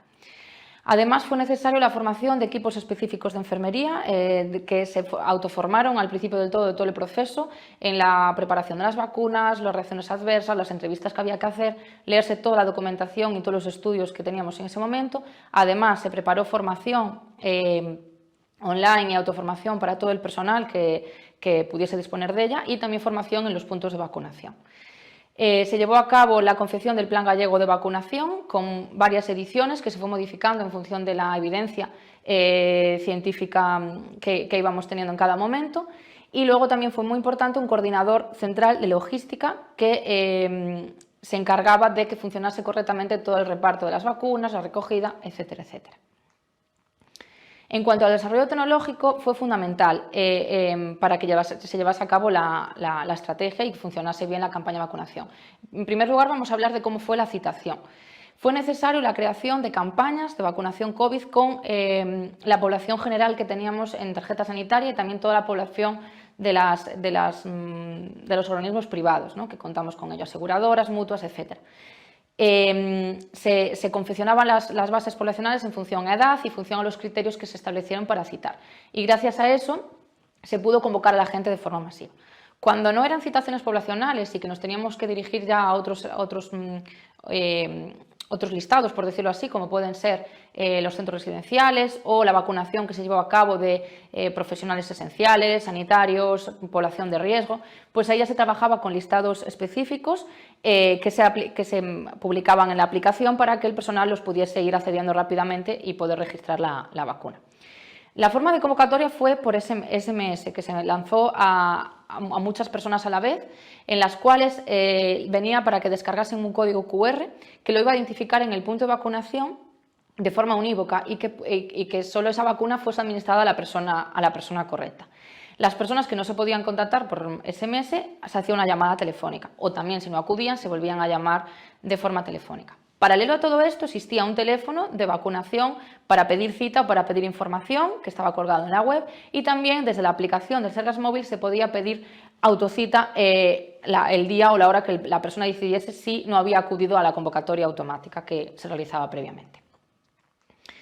En cuanto al registro de vacunas, fue muy importante el desarrollo de una aplicación que te permitiese registrar la vacuna sin acceder a la historia clínica, porque es mucho más complejo, es mucho más lento el registro en historia clínica. Entonces se hizo una aplicación donde solamente se registraba la vacuna, ya venía precargada la vacuna que había en ese momento, el lote, simplemente había que comprobar que era la persona correcta y hacer un pequeño clic para registrar. Entonces era una forma muy ágil y de esta manera se consiguió agilizar el proceso y evitar confusiones. Toda esta información se volcaba automáticamente en la historia clínica de la persona correspondiente. Luego, además, también en esta aplicación de registro de vacunas se podía dar una opción, aplicar una opción para que a la persona le llegase un SMS y pudiese descargar directamente el certificado COVID digital desde la aplicación del Sergas Móvil. Bien, en cuanto a la organización y logística, todo el reparto de vacunas venía centralizado desde la Dirección General de Salud Pública. Es decir, desde ahí todos los días se hacía una petición de vacunas, es decir, una carga de vacunas, por denominarlo así, en un aplicativo donde se decía cuántas vacunas se movían desde el punto central, es decir, todas las vacunas estaban almacenadas en un punto central, cuántas se movían desde ahí a los puntos de vacunación. Y eso se hacía todos los días. Entonces, desde ese punto central, que era ese almacén que vemos ahí en la imagen, las personas que allí trabajaban, los farmacéuticos y demás, preparaban todas las vacunas diariamente para enviar a todos los puntos de vacunación, que como hemos dicho antes, estaban distribuidos por las 7 áreas sanitarias y por todo el territorio de la comunidad. Hemos tenido incluso más de 100 puntos habilitados a la vez entre grandes espacios y centros de salud. ¿Cómo era la recepción de dosis y el envío de dosis a los puntos de vacunación? Pues como he comentado, todos los días llegaban esas vacunas que se iban a utilizar en cada punto de vacunación. Venían en una nevera que mantenía la temperatura constante en todo momento entre 2 y 8 grados centígrados. Había una persona siempre encargada, que era el coordinador de ese punto de vacunación, el responsable de verificar que esas vacunas venían bien, que llegaban las dosis que se habían pedido, de comprobar que todo el proceso había sido correcto y que no había sufrido alteraciones. Para eso se instaló en todas las cajas de vacunas un data logger que lo que hacía es monitorizar la temperatura en todo el proceso desde que las vacunas salían del almacén central. Y eso se introducía a modo de USB o se leía en un ordenador y comprobábamos que efectivamente todo estaba correcto. Una vez que el coordinador comprobaba que todo estaba en correctas condiciones, firmaba el recibir de que esas vacunas estaban bien. ¿Cómo se organizaba en el punto de vacunación? En el punto de vacunación hizo falta que colaborasen múltiples profesionales. Para organizar las colas y para organizar el correcto acceso al punto de vacunación contamos con profesionales de protección civil, de seguridad, había también un punto de información donde aquellas personas que no venían con el código QR en el mensaje se le podía imprimir en papel, se le explicaba, si tenían alguna duda, se le daba algún justificante, incluso también se podían facilitar los certificados. Luego ya en el puesto de vacunación pues estaban en cada puesto los enfermeros que administraban las vacunas, los que los preparaban y también auxiliares de enfermería que ayudaban al correcto funcionamiento de la sala. Vemos en las imágenes cómo ha sido la distribución de la vacunación en los grandes espacios. Hizo falta, como comentamos antes, administrar muchas vacunas en poco tiempo y a la mayor parte de la población posible. Entonces, se han habilitado estos puntos con los máximos puestos de administración posible y con esta organización han funcionado correctamente. Se han administrado lo máximo que se ha administrado fueron más de 50.000 vacunas en un día, y los puntos de vacunación trabajaban de lunes a domingo, mañana y tarde. Luego, una vez que la persona accedía al punto de vacunación, como he dicho, acudía al puesto de enfermería correspondiente, se identificaba con el código QR bien en el móvil o bien en el papel que hacía una lectura unívoca de esa persona y abría directamente su nombre en la pantalla de la aplicación de vacunas. Se comprobaba que realmente era él y ya se podía administrar la vacuna y darle a aceptar y ya quedaba registrada. El proceso era muy simple y muy rápido. Había una sala de espera donde podía esperar para los 15 minutos para ver si había alguna reacción adversa y también contábamos con una sala de observación. Por supuesto, antes del proceso de administración se hacía una pequeña entrevista para comprobar la idoneidad de la vacuna para que pudiese ser administrada en la persona. Lo último que hemos vacunado en los grandes espacios y que ha sido una experiencia muy bonita fue la vacunación infantil, de lo que fue recientemente incorporada hace unos meses tras la aprobación de las vacunas para la población entre 5 y 11 años. La estrategia hubo que cambiarla un poco para adaptarla a esta población, que es diferente, y para que les resultase más atractiva esta vacuna y acudiesen de una forma más amable a los puntos de vacunación y no tuviesen tanto recelo. Entonces, bueno, pues los enfermeros y las personas que estaban allí se vistieron de superhéroes y se hizo una metáfora, una asociación de la vacuna de la COVID como que le daba superpoderes, ¿no? Entonces, la verdad es que los niños acudían de una forma contenta a los puntos de vacunación y les gustaba ir, y la conversación entre ellos era en los colegios si ya se habían vacunado o no. Una vez que completaban su vacuna se le entregaba el carnet de superhéroe. Por último, ya hablar de cómo ha sido la transparencia y cómo ha sido la comunicación de todo este proceso de vacunación. Hay una página de vacunación que es la coronavirus.sergas.gal, en la que se publica continuamente toda la información disponible en relación tanto a la COVID como a la vacunación y todos los cambios que fueron muchos durante este proceso según la evidencia que nos iban ofreciendo a cada día que era cambiante, ¿no? Había un teléfono, como comuniqué, un teléfono, como dije anteriormente, de vacunación de información. Se publica diariamente en la página las vacunas que se han administrado, cuántas personas tienen pauta completa y los grupos poblacionales a los que se están vacunando en cada momento y las campañas de población a las que se está ofreciendo la vacuna. Luego hay otra parte de información dirigida tanto a la población y a los profesionales sanitarios, porque la forma de dirigirse y los contenidos son diferentes, donde, por ejemplo, los ciudadanos pueden encontrar información sobre cómo descargar su certificado de vacunación, cómo se confecciona este certificado de vacunación, qué significa lo que viene en el certificado de vacunación y también ver qué puntos de vacunación están disponibles en cada momento, en qué horario y qué días pueden acudir. Entonces, de esta forma, en esa página web, de una forma sencilla, se podía encontrar toda la información en relación a la campaña de vacunación. Y de momento, pues nada más, esto ha sido todo. Si hay alguna duda, estaré encantada de resolveros. Gracias.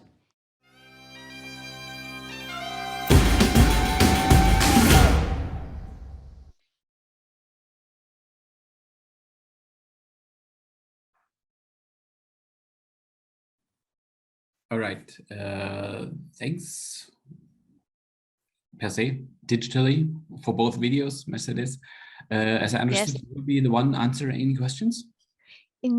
I saw a question in the chat. Xavi, hello Xavi, ask about if the first good practice could also be used with other workers, with other sectors. I think the first plan, the active listening plan with the Healthy Teens program and the management transformation program were more focused on the health professionals and were more specific, but the other two plans, the recognition plan and the psychological accompaniment plan, were more generic and could be used with other workers in other sectors without any problem. Okay, what do you think, Mercedes, that could be the key elements that could be useful in other regions in order to implement these good practices? Because it's quite interesting to use your experience and try to implement in other regions. Could it be possible to identify, I don't know if you could do it, or probably we can ask the main responsible of these good practices, what are the key elements? I think the key elements are the three central pillars that I introduced before the video. The objective of the good practice was the strengthening the daily work with recognition actions, and so also training in order to improve all the experience that these health professionals have in these difficult times. So I think it could be used in other cases. Okay, we can give the details of our speakers, and we can you can contact with her without problem. Perfect. Thank you, Mercedes. Thank you, Xavi. Okay, great. Thanks from me also. Basically, every insight from today and from the project will be shared publicly anyway, so there is a great potential to let other sectors profit from this work. I see another question coming, Sergio. No, just waiting for my presentation. Oh, okay, perfect. Thank you. Before you do, we intended to do a short break. We basically planned for 10 minutes with regard to the time. I would probably propose a 5-minute break. See you all back in 5 minutes for a quick coffee and bio break. Okay. See you in 5, guys. Thank you. All right. Hopefully you're all back, especially Sergio, which will be the next to present. Hi, Cara. Yes, I'm back. I'm back. Wonderful. We are back. Okay. So the next session will be about good practices from Basque Country and Italy. And I have the great pleasure to introduce who'll be first. So, Olaf, let me take the floor in order to apologize on behalf of Lorea Mendoza, because she is not going to take part during this meeting because suddenly she had a last-minute meeting, very important meeting, and well, unfortunately, we don't have the opportunity to meet Lorea. However, we have the luck. Fortunately, here I am. Fortunately, we had also other part of the INNOSASUN team, who is Sergio Cardoso, and who is at the end is going to present to both good practices, because he has a long experience supporting the INNOSASUN program for years, and also he also has the chance to meet the NARU's good practice. So in this case, Sergio is going to present both practices this afternoon. Sorry on behalf of Lorea Mendoza. Don't worry. So and the floor is yours, Sergio. In the same sentence, it's just perfect. Okay. Okay. Thank you very much. Javier. Thank you, Olaf, for your words. Okay. I'm going to try to share my screen or the presentation. And okay. Let me check.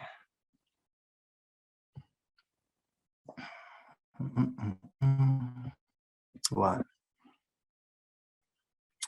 Can you see my screen? Yeah. We can see it, yes.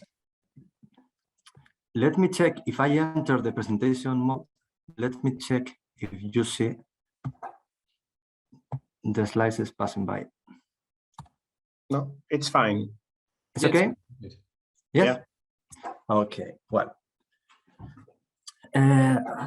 I'm going to speak about 2 strategic initiatives of the Basque government, which are not, let's say, new, but on the other hand, they have been very useful in these times during the pandemic. The INNOSASUN program, on one hand, which is a strategic initiative to foster public-private collaboration with companies of the Basque health system, with companies, and the MedTech initiative, which is an economic supporting tool of the INNOSASUN program. Well, just a quick overview of our health system, of the Basque public health system, for we to understand why we are a strategic partner in terms of R&D of companies in the development of their health technologies. On one hand, we have a population in the Basque country of about 2 million people. This is a population of 2 million potential patients to participate in validation studies, clinical trials, and so on. And on the other hand, we have more than 30,000 health professionals with know-how that, as you may understand, is of great value for companies in the development of their health technologies. Another quick overview on how we are organized in terms of R&D. I mean the entities we work in the Basque public health system, the entities that we manage R&D in the Basque public health system. You have BioE, which I am representing here today, which is the corporate head of 4 health research institutes: BioAraba, BioCruces Vizcaya, BioDonostia, and Cronigune. The institutes are, in fact, the executing agents of the R&D activities. And this picture represents the ecosystem to which we belong, the ecosystem where we collaborate with technological centers, with universities, with the private health systems such as Quirón Salud and IMQ, universities, as I said, and in the very center of the ecosystem, of this Basque ecosystem, the companies. We have in the Basque country more than 170 companies working in bioscience and health. And probably these figures help you to understand why this sector is so strategic for the Basque government, and why we have some tools, some instruments to foster, to facilitate the public-private collaboration between the Basque public health system and these companies. And in this scenario, in 2014, the Basque government, the Ministry for Health of the Basque government, created the INNOSASUN program, which is a strategic initiative to foster, to facilitate the access to the health system of the companies to develop their health technologies. Within this program, we have different activities, such as counseling and guidance. We organize meetings of the companies with clinicians, so that clinicians can give their advice to the companies for them to develop their health technologies in a way that the clinicians understand that is going to have a better access to market, or that these technologies will answer in a better way to the needs of the health system and obviously of the patients. We have the most important activity, and I'm going to focus on this activity, the development and validation of health technologies, which is related with the second strategic initiative, MedTech, which I'm going to talk about in a few minutes. We also provide with biological samples when companies need biological samples for the development of diagnostic tests or other technologies. provision of data for market research, and channeling of ideas and proposals when we are not the body that can give answer to the needs of the company. As I said, I'm going to focus on the second activity of this program, which is the development and validation of health technologies. Well, what we offer in summary is the health system as a living lab for the companies to have the chance to carry out demonstration studies, validation studies, clinical trials, cost effectiveness studies, in order to accelerate the access of their technologies to market. Here you can see some examples of the technologies that we test in the collaborations that are set under the INNOSASUN program. Advanced rehabilitation system, 3D printed medical devices, e-health solutions, in vitro diagnostics tests, robotics, obviously drugs, and other any kind of devices. As you can understand, I said that this strategic program in INNOSASUN is not new. However, it has had a great impact during the pandemic, because as you can imagine, many of the projects that we have carried out under the INNOSASUN umbrella have been focused on COVID-19, on SARS-CoV-2.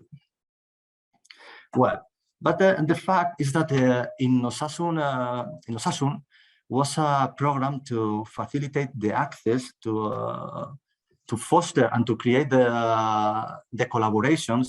But then when we wanted to carry out a clinical study, a validation study, we had to look for and to apply for the funding to carry out these studies. But however, in 2018,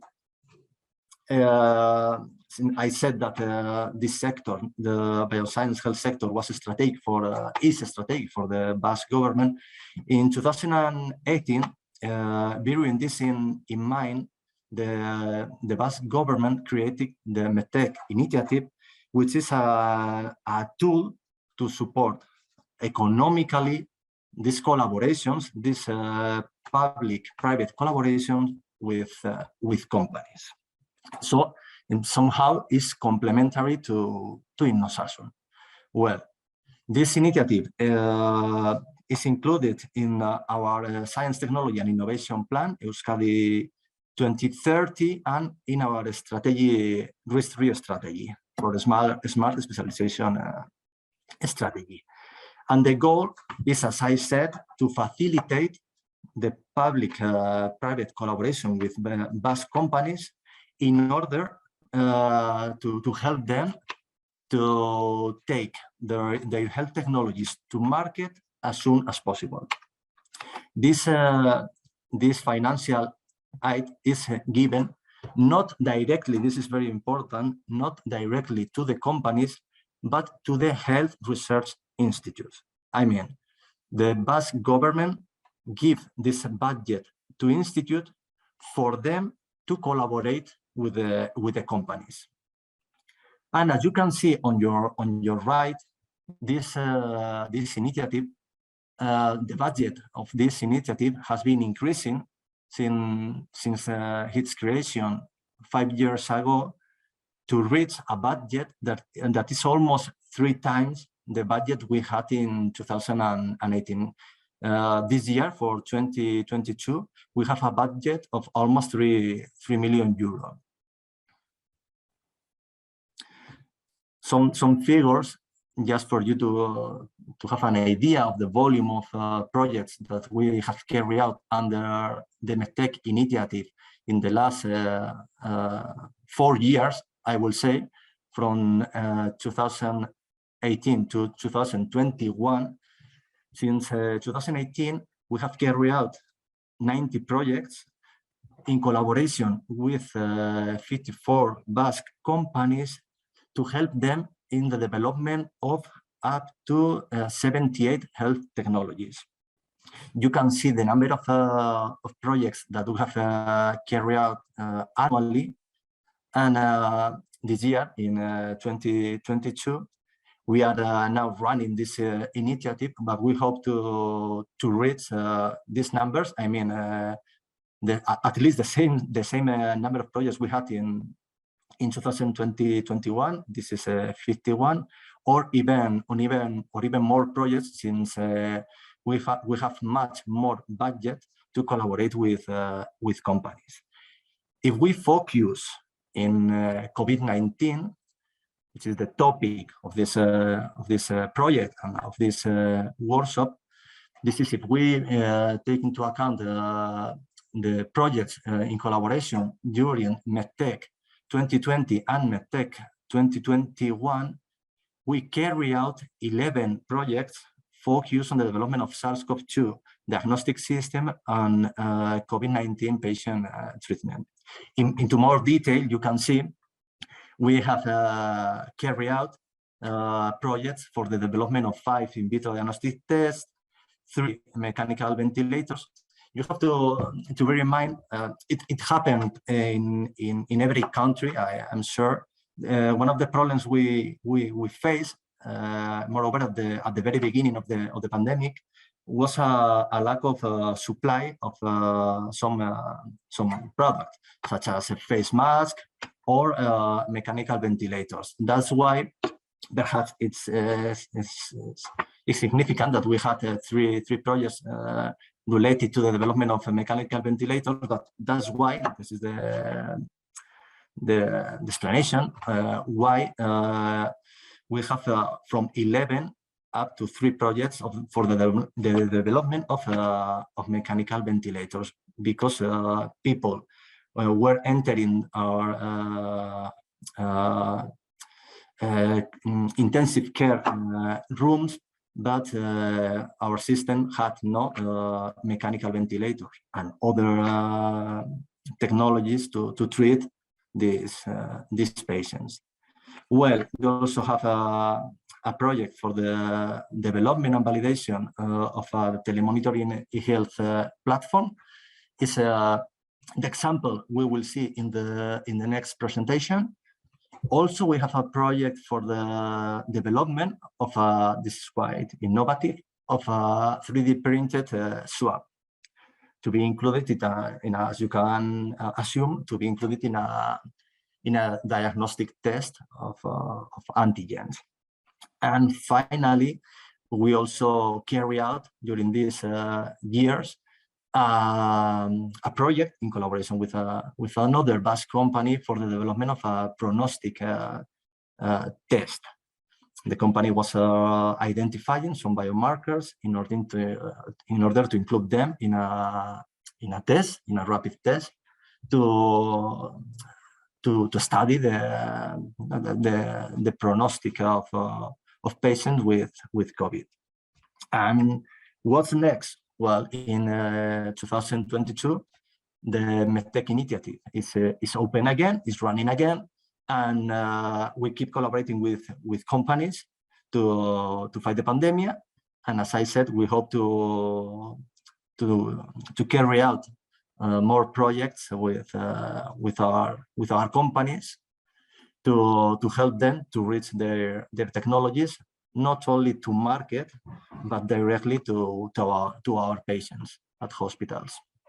And this is all for my first presentation.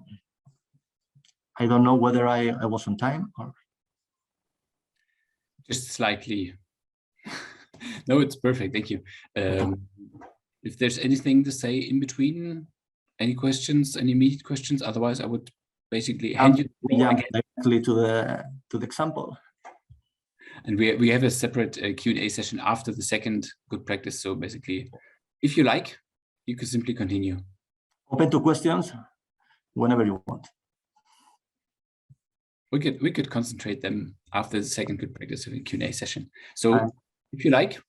Yes, I'm trying to share my next presentation. Okay. Okay, can you see it?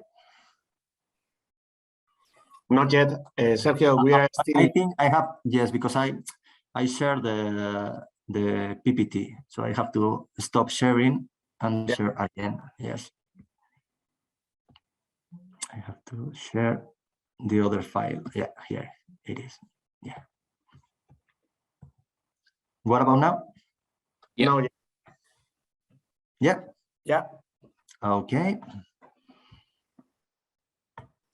Well,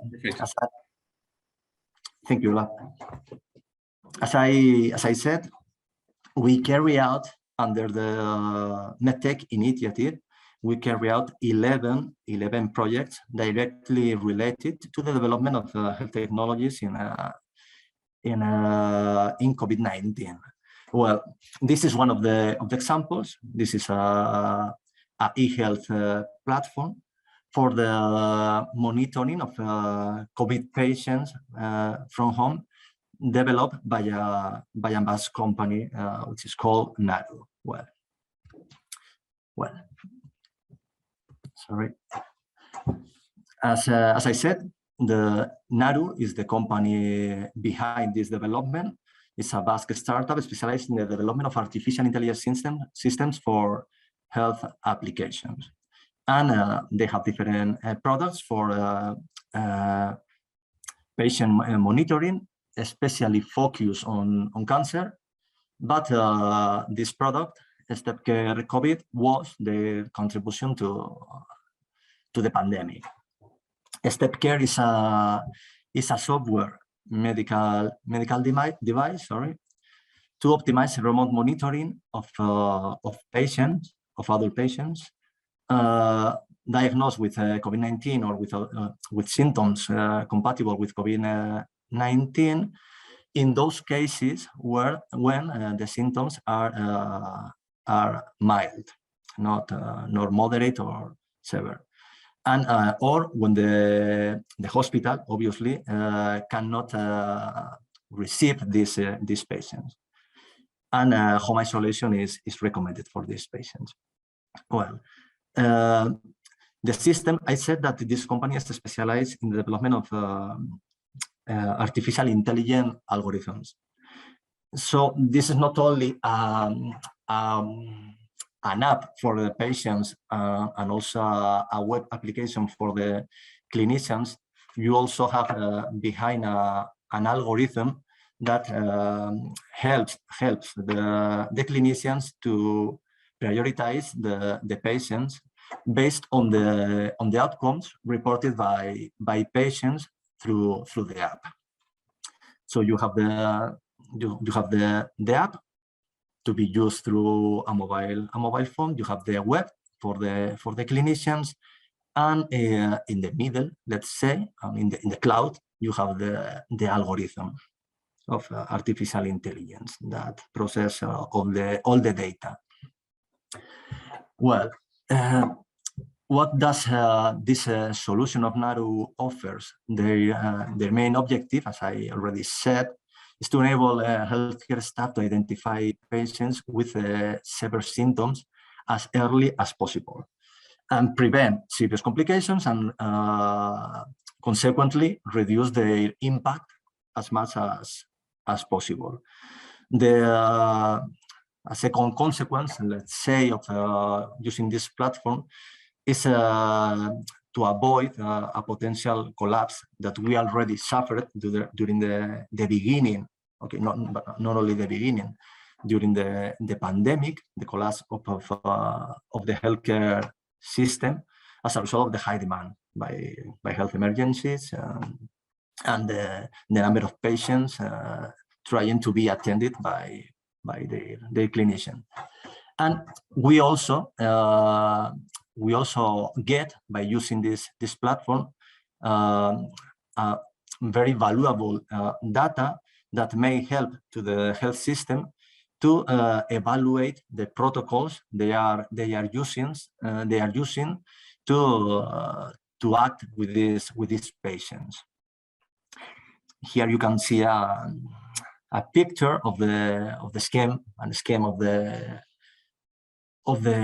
stepcare COVID platform, and as I said, it's composed by a web or an app for the patients, the web for the clinicians, and the system in the cloud, which is the artificial intelligence algorithm, which is probably the part of the system that gives more value to this product, because help the clinicians to prioritize. As I already said, this software is a medical device, and as a medical device, it has to comply with all the regulations. And that means that the company has to carry out a clinical validation of their product so that they can get the CE mark, the CE authorization.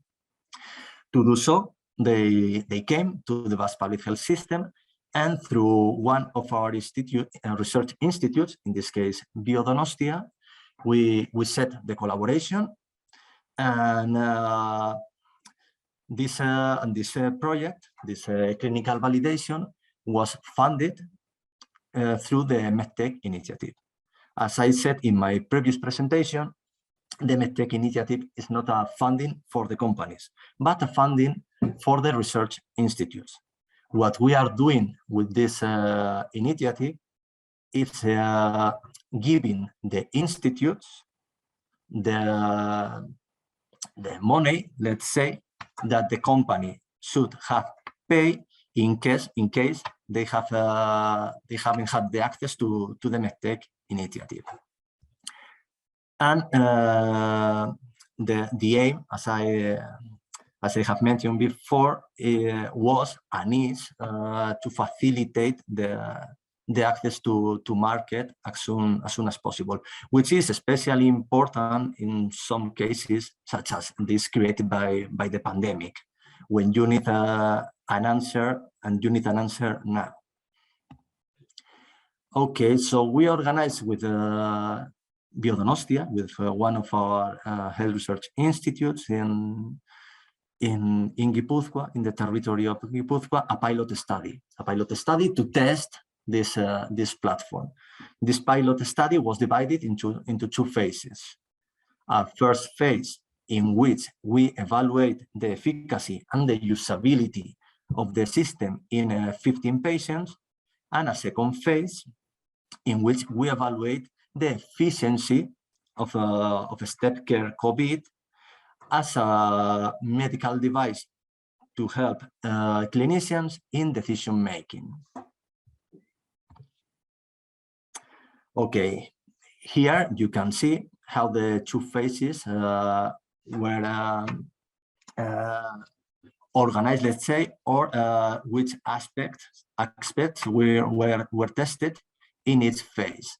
The first one, we test the efficacy and safety, automatic prioritization of patients, usability and usefulness. And in the second phase, we test satisfaction of patients and satisfaction of healthcare professionals. With this pilot study, obviously, the final milestone was the access of this product of the company to market. I'm going to show you in this slide, which is the last one, some results of this pilot study. Since they are protecting the results, I mean the company, I'm not giving you very detailed results, but just a brief overview of the conclusions. And the fact is that the stepcare, the pilot study demonstrated that the stepcare is a clinically safe, reliable, and efficient system. And on one hand, and on the second hand, the results of the study point to a reduction in the workload of the clinicians of primary care and home hospitalization, and the optimization of patient care and follow-up. I would like to add, regarding the algorithm, I said that it was probably, at least in my opinion, the great value of this product, to have the chance to have an automate prioritization of patients. In the frame of the study, it was tested whether the prioritization made by the clinicians was in accordance with the prioritization made by the platform, and the fact is that it was they were correlated, and that is for me probably the main result, that it was checked that the algorithm works and it can help clinicians to prioritize patients, so that if you have 10 patients monitored in their homes, you know, in case of severe symptoms, which one are the first you have to put your attention on. And with these final remarks, I finish this presentation, and I am open to any questions that I'm going to try to answer. Thank you so much. I checked the chat. There's nothing. So it's back to the audience. Any questions?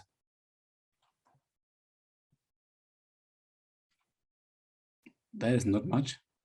If there's anything coming to your mind in the upcoming minutes, just put something in the chat or give me a hint or something like that. And if not, we will probably share presentations, if that is okay, and share contact details. So any questions afterwards will, of course, be addressed.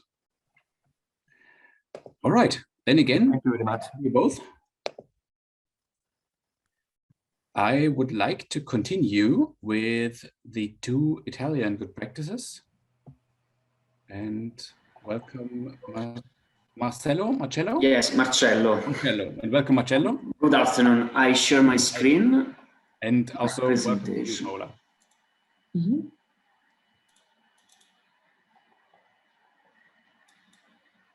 Can you see it? Yes. Perfect. We can see it, but not in the presentation mode. So yes, no, it's fine. Right. Thank you.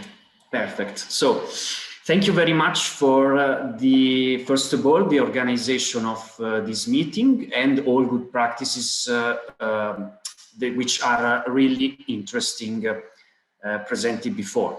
So today my colleague Paola and I are going to present our 2 good practices implemented in Lombardy region. So the first one faced with all waves of pandemic, and it concerns the creation and use of 2 platform, a telemedicine platform. And the second one concern an interesting method of active aging for elderly people, which was implemented before the pandemic, but continue also during it. So now I start with the first one, emergency telemedicine, COD19 and COD20 system, which was implemented by Fate Bene Fratelli Sacco in collaboration with University of Milan. So Sacco Hospital is a public hospital located in Milan, and it represents the most important hospital dedicated to infectious diseases in northern Italy. For instance, Rome has another one, but northern is the most important.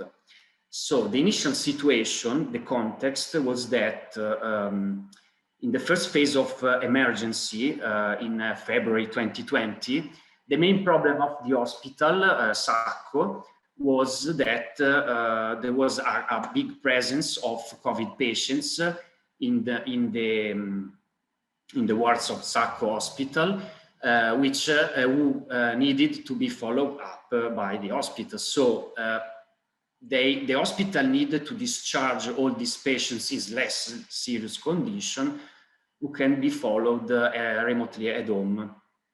So the idea of the university and the hospital was to create a a platform dedicated to telemonitoring system to cope with this high number of people affected by the virus.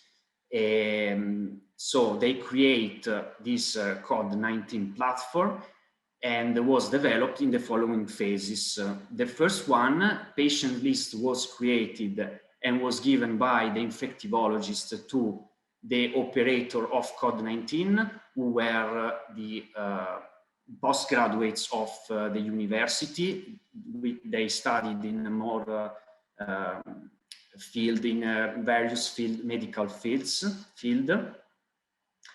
Then they used this patient list, which was composed with discharged patients, and they create the first operative unit. The first operative unit in the first 2 weeks of pandemic in February and March 2020 used only phone calls and an Excel sheet with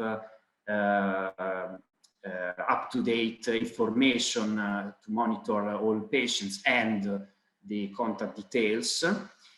And they, for example, they monitored about 1,000 patients, COVID patients, in the first 2 weeks. So, but then the initial situation was really critical, but then the university decided to commission the creation and the development of the platform to a small IT company, Link Up, which developed a first prototype of the COD19 platform. So, after this step, the platform allowed to exchange all reports and all information about health situation, health status between many stakeholders such as infectivologists, general practitioners, and also the Metropolitan Health Authority. So concerning the second platform, second system, COD20, cure ospedaliere domiciliari, started with the aim to give to televisit a more central role, because COD19 was more about telemonitoring. In this case, is more central about televisit. And in fact, COD20 acts as a platform for telemedicine, because it is connected to different hospital devices across the hospital wards that obviously transfer data into it. Is a platform of televisit because, in fact, a medical doctor can carry out checkups or modulate drug therapies in remote method. Teleconsultation platform because several specialists can follow the same patient in the same time, and also health telecooperation platform. In fact, a specialist can communicate and give instruction to caregivers who follows directly at home the patients, not only for COVID pathology, but also other pathologies. So COD20 is an open software, is a software which is equipped by an electronic folder that allows exchange of reports, clinical documentation among general practitioner and specialists, but also, moreover, the patient can upload reports and clinical documentation into it. And concerning the functioning of televisit is really simple to use and to understand, both for specialists and patients, because the specialist schedules an appointment, set an appointment, and the system automatically sends a message or an email to the patient. The patient can join the specialist with a simple smartphone without apps or other digital instruments, directly with links contained in the email or text message. After the visit, the platform transfers directly the data of the visit in the electronic health record of Lombardy region, so the patient can join it and consult. So with regard to cost of two platforms and the geographical coverage, so LinkUp, the small IT company, developed both platforms with the financial support of big companies.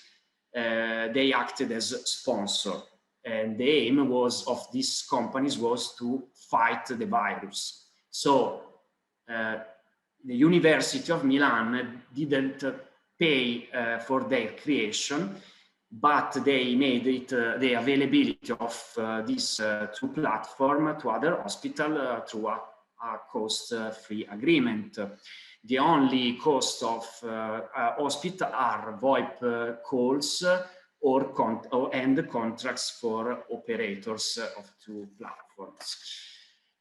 Concerning then the geographical coverage of two platforms, COD19 was really useful and effective for a densely populated area such as Milan, like the city of Milan and the metropolitan area of Milan, and it's for hospital. For example, not only Sacco Hospital, but also Polyclinic of Milan or Niguarda Metropolitan Hospital. But really interesting was also the collaboration with ATS Milano, the Metropolitan Health Authority, which processed all data from swab centers and directly sent to the platform. In fact, COD19 tracked about more than 48,000 patients since the start of the pandemic period. And the COD20 is currently fully active for Sacco Fattebene Fratelli Hospital, but is being activated for National Institute for Tumori, always located in Milan, Niguarda Metropolitan Hospital and others hospital, and outside Milan in the province of Sondrio, north of Lombardy region. The platform is fully active for Valtellina Altolario Hospital. Finally, briefly describing future development of these two platforms. So the University of Milan will develop a project called University Grand Challenges, which will aim to understand how telemedicine impact in different fields, such as economical field, health field, or legal, and social. And also another one will be the creation of a virtual medicine center located directly in the university, which will be the reference point for the entire COD20 platform in the coming year. So not divided among different hospitals, but centralized in a single place. So thank you for your attention, and now I give the word to my colleague Paola. Okay, thank you very much, Marcello, and thanks to you all. So now I'm going to present the second good practice in the field of active aging. It's called adapted physical activity, and we're going to explore this practice before and during the pandemic. So next slide, please.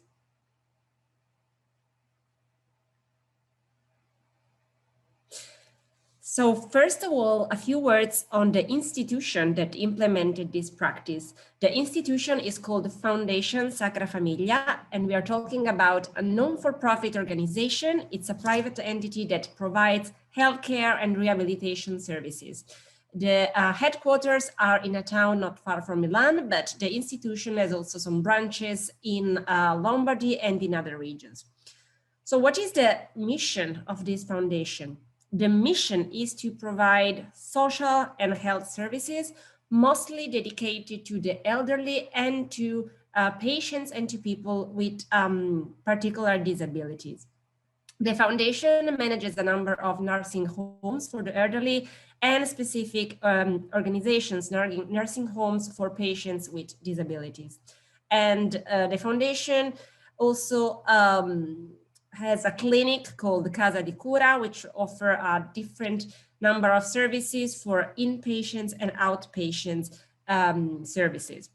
So a few years ago, this organization, the Foundation Sacra Famiglia, joined the project called Health in Motion, Salute in Movimento in Italian. And the idea of this project was to involve and to engage patients, mostly the elderly, but even people with disabilities or with different level of chronic disease, to take part in physical exercise with the idea of improving the physical and the psychological conditions. Next slides, please. So starting from the Health in Motion project, the foundation started to work on a new project, a more personalized project called Adapted Physical Activity. So the idea underlying the APA is to educate patients to movement, not only in order to improve their physical conditions, but also to enable them to socialize with the other patients, to improving their socializing abilities. And that has proved to be particularly relevant with patients with cognitive disabilities. The whole process that is below the APA service is divided in first step. So first of all, a patient who wants to join the service goes through a medical visit. The medical visit is supposed to check the eligibility of the patient, if he or she is able to take part in the activities. And secondly, if he or she is physically available to take part in the activity. Once the patient is assessed, then some sort of a personal physical activity, a personal path of physical activity is designed. Obviously, once the activities start for the patients, they are monitored through time. And the monitoring proved to be extremely useful because it helped all the staff of the foundation to understand the benefits of this kind of activity. So next slide, please. So obviously, what happened during the pandemics? The patient could no longer go physically to take part to these activities, and because of the restrictions and the other measures in place. So the staff of the foundation had to find a way to keep on providing these kind of services. And that was possible through digital communication tools such as WhatsApp groups or other messaging apps. So through these apps, the staff of the foundation was able to deliver the so-called health pills. There were some sort of exercise, recorded exercise that the patients at home are supposed to implement. Of course, sometimes it was even possible to have some sort of a live connection between the staff in the foundation and the patients at home. So in a sense, it was a more direct contact. Obviously, in order to run this kind of activities, not only the staff had to think about ways to provide, let's say, this exercise, but also caregivers at home had to be trained to involve the patient or the older person at home to learn how to take part in these exercises, even if it was remotely. But again, and in particular, this was true for people with cognitive issues. So not all APA activities stopped during the pandemics. So some activities could take place, in particular here in nursing homes, but obviously the staff of the foundation who was able to go to the nursing home had to modify the exercise, and obviously they were covered by particular devices for protection.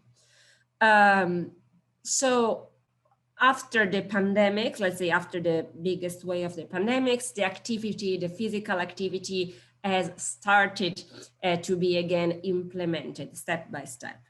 So if we could take, let's say, some lessons learned from this experience, the first is that involving elderly patients and people with cognitive issues in this kind of activity not only help them with their physical well-being, but also with their cognitive and psychological well-being, because they're able to socialize and to be with other people. It was evident that during the isolation due to the pandemic period, many people showed some kind of depression episodes or other psychological effects. So obviously the fact that they were able to be in contact with the staff of the foundation and to keep going with their activity was of great help. And secondly, even if it was clear that digital tools, WhatsApp or other messaging apps were definitely a good support, these devices and this way of teaching, of involving people, can be only complementary to the standard activity and cannot entirely replace the activity. However, that was also a way for the foundation to learn to implement their own activities in a different way. And with this, we conclude and we are open for questions. Thank you. Many thanks also from my side. Basically, it's supposed to be the audience who's thanking the presenter. So thank you very, very much also for the interesting good practices to be presented. Any questions from the audience? Or the lead partner, maybe?